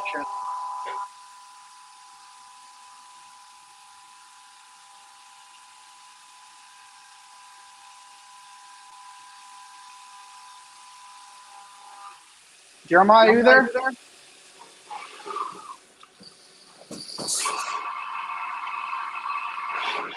Yeah, I'm there. I just stepped away just when you asked. So give me a minute here. That was just showing off the different contraptions we have going on over here. This is, of course, Tom Butler, who's been helping us out. Yeah, I will definitely say the pieces that are made, those are gorgeous. Man, are those nice. It's some beautiful work. Pretty impressive. Yeah, it does look pretty sexy. And machined brass looks like gold. You gotta love the patterning. I mean, it just looks freaking cool, right? If nothing else, it just looks really cool. But one thing is for sure, those are rock solid, albeit heavy, but dead solid. Yeah, these are not falling apart. Certainly beats the hell out of these bolted together frames that we've seen, right? Yep. I look how the screw fits right in there, inside that indentation. Very nice. It all fits together like a glove. What else is happening over here? The Klystron, this one needs a better vacuum. We're thinking of pulling a better vacuum on it through this port. The other Klystron, the newer one that we got, that was a complete dead, complete piece of junk. We actually took it apart for parts. Trying to buy a brand new one in the C-band, but the sales guy from CPI has not been responding to my calls or emails. So hopefully there's no conspiracy there and he's just off for the season or something. Oh, and Jeremiah, you're going to want to see this. So let's take a look at how it's coming together. Well, we haven't really done much work on it, but all the components are here, including safety glasses. Are those bolted down, or is everything just sitting very delicately? Everything is just sitting very delicately. We haven't drilled any holes in the base plate yet. So it literally just is as it is right now. Then my biggest congratulations to everyone who had to lift that box top off of there and has managed not to bump anything out of place. That's pretty. The box was engineered by Mr. Tom Butler, and it fits on perfectly. Can't swing back and forth. It just fits in there to protect everything from dust. And this is the main lens over here. That's the cube-shaped lens. That's the beam splitter that does most of the work. And all of these little towers are reflectors. This is the beam expander. We also have another lens that we might replace. We might stick in here. But this is going to go somewhere around here in order to expand the beam, the results onto a plate that will. I think in order to get that precise, you're gonna have to put a metal plate for the whole thing and cut it on the CNC. No, that's the whole idea, Jeremy. The key with this system is that it doesn't have a metal plate, that it doesn't have a metal base. It's RF invisible, effectively, and that allows us to do high frequency experiments like testing Perez's drive, testing PNN, doing other high frequency vacuum type experiments in the system where we don't have to worry about the metallic conductors. Shouldn't you have the other thing too is that sometimes they make an air table. You know what that is? It's kind of like you get an air hockey table. You basically build an air hockey table and you have that whole thing floating on top of there, so that way trucks going by don't affect your laser, because lasers are very precise in any kind of movement. Yeah, we may actually end up doing something very much like that. We've taken a look at some small motorcycle shock absorbers, because you can get these commercial bike and motorcycle air shock absorbers, and if you take a metal case, if you end up with this folded kind of accordion baffle, that would just the perfect as a virtual mounting point to offer that suspension, and you can control the pressure individually. And professional laser tables cost a shitload of money, and but you can't find one that's not conductive. You will not find any in the world that are made entirely of an insulator like this, and the material that you're looking at there is solid. It's actually one of the most structurally strong materials in terms of composite plastic polymers that you. I'm just saying for the industry standard and the setup to make the laser guys go. Ooh, we know. Let's get the air table, man. We'll get we should just get an old shitty air hockey table someone's throwing out. Like you can just like keep searching Facebook yard sale and like locally for one. Anyone on the East Coast. Yeah, we'll get an old air hockey table. Just throw that on top of an old air hockey table. That'd be cheap enough. We'll just tape over the holes that aren't. I don't know. It is a bloody simple solution, to be honest. It really is. He has a CNC machine. He has like an air compressor there, so he can just build one. You can make it drill a couple holes. Yeah, a couple little holes. Yeah, just a bunch of little holes. Oh yeah, you can just buy the pre-perforated pegboard at Home Depot, and it's cheap. So all you guys got to do is grab a piece of that pegboard, and the pegboard's got too big of holes. You need. They trust me, not for the size of this table. It doesn't if he seals it around the edges. Well, I was gonna say take the peg table too and tape off all the holes where there's not something that's going to be floating over. Let's go find. That way you're only blasting the stuff you need to move. So the other thing would be to put skirts around everything too, so it treats it kind of like your typical. Oh yeah, Tom, like the hovercraft you're talking about. Mm-hmm. That's exactly what I was talking about with using motorcycle shocks. Yeah. My statement though is that if you're going to go to all that hassle, you really need the wedges. Put it in a room that's basically got wedges facing in and out. Basically, you've got a wall. Your laser array's in here. You have wedges in there to absorb sound, but you have wedges facing outward too. Get rid of all the sound altogether. Yeah, what we're talking about is building an acoustic and RF anechoic room, and we are talking about solutions to that. We've actually been looking at different anechoic pieces that we can buy. Obviously, the commercial cones, the commercial pyramids are extraordinarily expensive. Every single one of those spikes. Well, now listen though, the spikes though, the only thing important about the spikes is the shape. Because they are at an angle where the sound. It's because the sound keeps reflecting into it. So it basically absorbs every time it hits it. Anything that you use that has absorptive capabilities for sound increases the capability of the wedge. So you can shrink the size of the wedge, but the shape. You just have to have the shape right. And you could be making those out of some foam and just make a wire cutter. So one of the main concerns though is that we don't want there to be a solid object underneath the table. This way we could stick different shaped antennas onto the table, have it underneath and above it. Oops, just dropped something there. Should probably stand. Well, there's the importance of the fact that you have the CNC machine. Don't buy the pegboard. Get clear plastic.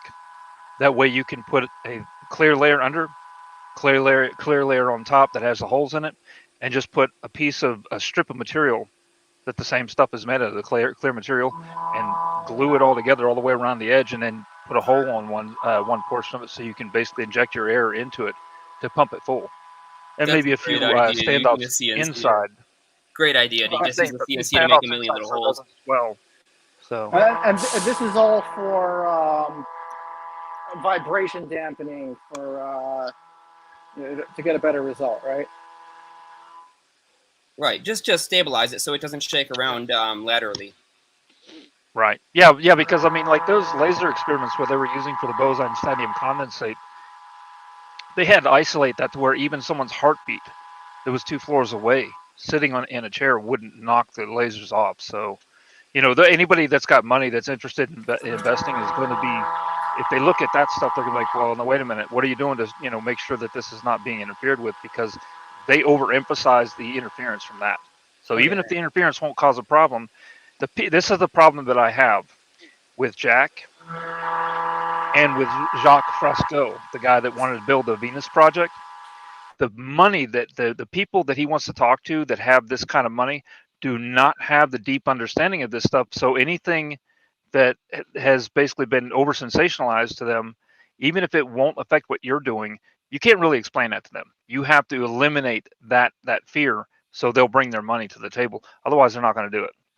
So, which, by the way, I don't know if you noticed my message, but I mentioned that the link between all this, you guys circle back when you mentioned Disney, because Disney built the Epcot Center in an attempt. He was attempting to build an Epcot City, and that's what Jacques Fresco's Venus project was based on. And he kept pushing, I got to have these people with the money, got to have these people with the money, and he died with it never being completed. It's like you can overcome the lack of money with people who have the enthusiasm and the determination to put the work in and do it. Like that, those wedges you're talking about, those can be made. If you're willing to take the time to make them, they're no harder to make than that light, the light structure you've made, Jeremiah. You just need the dimensions so that you can whip them up, you know? Man, there's just so many projects going on right now, Tom. It's like total information overload. Yeah. Like I said, that's where the determination comes in. You push through. Write everything down. One day at a time. Just One keep pushing. project at a Right. time. Moving on more. So one step at a time. Lay everything else out in an outline so you can get to it when you can get to it, you know? Yeah, I've come across some information recently that has really got me thinking, and it's taken up some mental space. And until I find an answer for it, I'll be pursuing on the side. So hopefully I can find some real answers. But I can tell you this much: it does have to do with warp drive technology and something very interesting about a drive that nobody has seen yet. So very much like to share that. One step at a time. My only problem with the warp drive technology is if that's worked out to where they even have something that they can actually start developing, it's going to take away the attention from all the other technologies that are necessary for you to be able to do anything once you have your warp drive capable ships. And you're going to have a lot of people being, you know, halfway into it and realize, wait a minute, now we have to back up and reinvest the energy to get people excited about the technology for making the stuff that we can't make yet in order to fully finalize this so that it'll be not just a curiosity, it'll be usable. Getting people excited is easy. If you have something real, tangible, just put it in large media via entertainment. That's whatever. not the problem, though.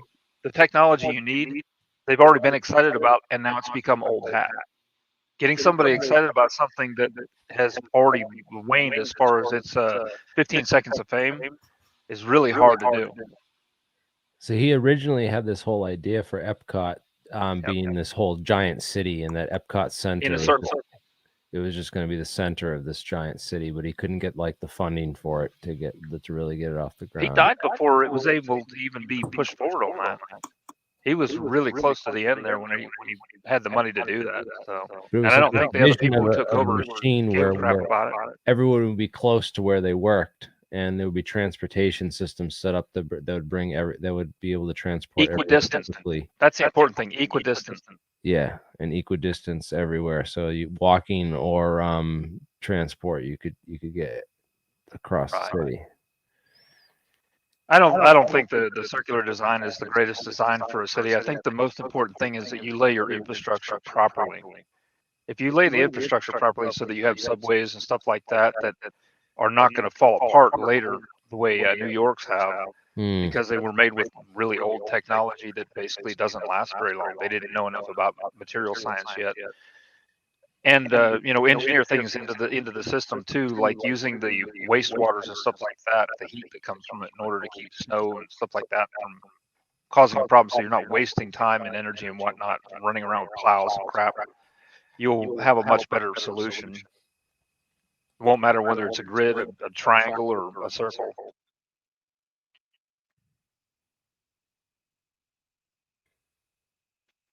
Trying to find the one at the end of this man in space thing.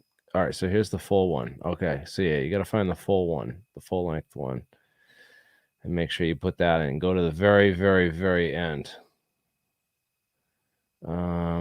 Is it this one? No. No, this isn't it. I don't think. No, this is not the one. Doesn't have it in it.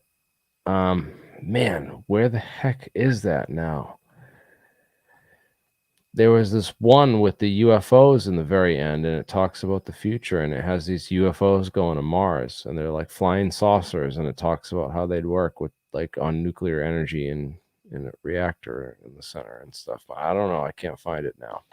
Sounds Any pretty case. good, man. You guys ever seen the bamboo saucer? Ever heard of that one? The bamboo saucer? The bamboo saucer is great. It's a super old film. So in it, basically, some Americans find out about this saucer that exists, and apparently it's parked somewhere in China. So they go infiltrate enemy lines at that time to try and take a look at what this thing is, and come across the fact that Russians are also investigating the exact same phenomenon. Oh, the Chinese, you mean? Not Yeah, Russians. so the whole job is to try to explain how this thing works. Their entire goal is to go into and understand the control system and actually learn how to operate it and get it. And they propose something really, really interesting. And I don't want to spoil any part of the film if anybody wants to see it, but I will say this, and it's important. They're claiming in this movie that the propulsion system works on a dynamic electromagnetic system, which couples to somehow torpedo-magnetically, and they don't use specifically that word, they just say extremely strong magnetic fields connect to very distant bodies. So the saucer picks a body, it establishes a field with that, and then attracts towards it or pushes off of it. And it can pick literally any object, whatever it is, and wherever it is. So very interesting concept. Yeah, well, shows it's definitely not new, whether in imagination or, but definitely not in practice. I'm just waiting to see it actually in practice, man. La Cortina, though, this is an interesting word. I've never heard Cortina before, but it's definitely something I'm going to look up because that seems to me like a code word, Project Cortina, seems like something. I think there might be more, more to look into on this one. I haven't really done deep investigation on it yet, and I'm trying to find out exactly what the history is behind the motivation for the film, or how they got to come up with the storyline. But I imagine there's some interesting story there. No, nothing there. Cortina, never heard that word before. At minimum, it's an interesting film worth watching. Yeah, bamboo saucer. I gotta check that one out, dude. Never heard of that one, but don't spoil it for the audience. Let's we'll go watch that. Where can we rent that? Where can we find that? Is it on YouTube? Yeah, it is actually viewable. It's rentable on YouTube. And if you search hard enough, you might be able to find it for free streaming online. But can't necessarily validate the legality of that in certain countries. But either way. Oh, here it's an hour and 43 minutes. The bamboo saucer. You know what? After we end this stream, we're gonna do an after party where we're gonna watch this. Dude, hell yeah! I'm in. So, have you seen Hangar 18? No, I haven't. Tell me about it.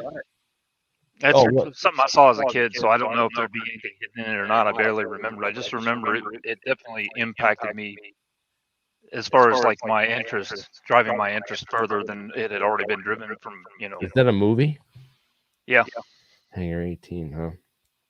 I'll have to go. Well, we got to go some night. We're gonna do like a rerun, maybe over Christmas. We'll do this. We'll do like a movie marathon on this channel.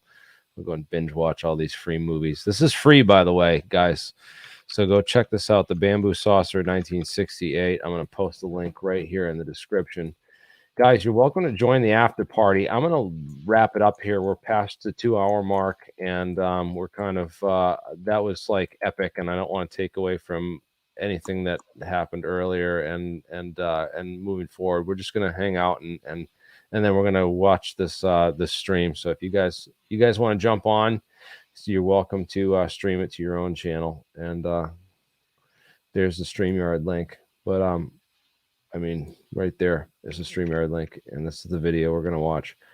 So yes, remember we are technically doing this for constructive criticism, and it is under fair use. So yeah. Well, you want to watch this and stream? Well, I'm just saying if anybody else streamed it, because you did mention, say, if anybody else wanted to log into the StreamYard. They can come in and stream it. We are using this under fair use, so just to put that out there as a disclaimer, it said. We should get an extra Christmas party. Yeah, like an alien scientist Christmas, wrapping up the year Christmas party. Yeah, that would be epic, man. Let's pipe it up and do it. All right, guys, end the broadcast.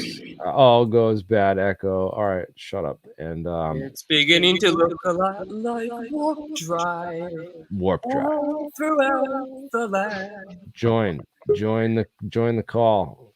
There's the StreamYard link. And let's talk warp drive and let's watch this bamboo saucer movie and hang out. Later, guys. Awesome stream. Epic to get all these guys' opinions on this and really break that new warp drive shit down. Dude, it was a great idea to do this stream. It really was.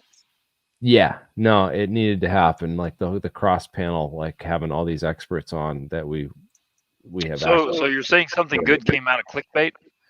Well, and it was perfect. Perfect practice for tomorrow's session where I have to try, where I'm going to try to live Jack's complaining about not having an audience of that exact same paper, so I can show the Casimir plates in form of plasma by injecting my fields and creating a synthetic external Casimir field.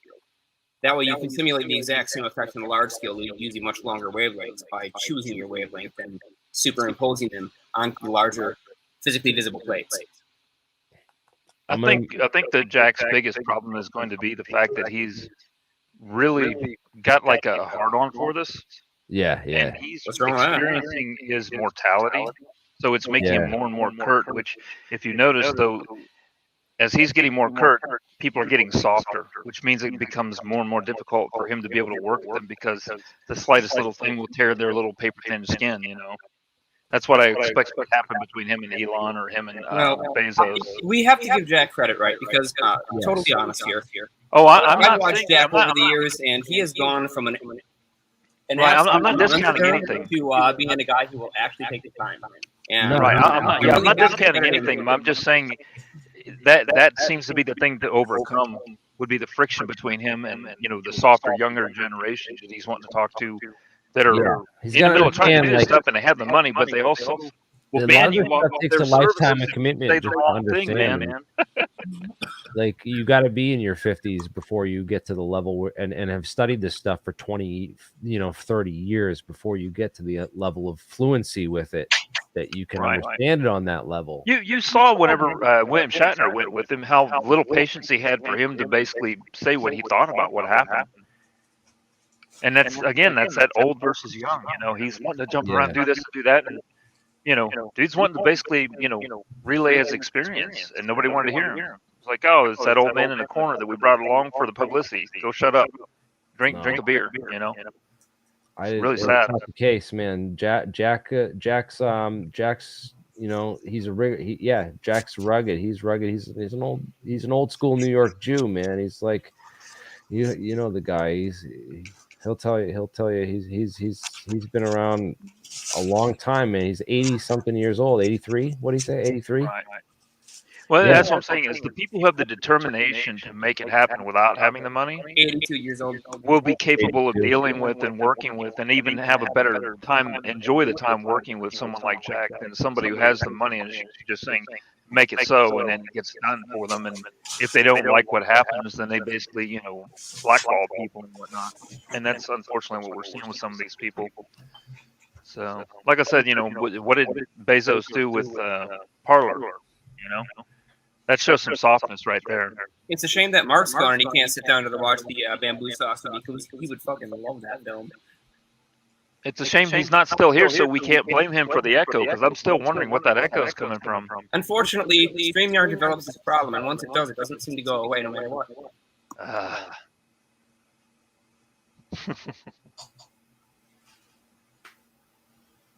All right, guys, we're gonna end the stream, and thank you all for watching live, and join us in the backstage at that link. We'll see you later.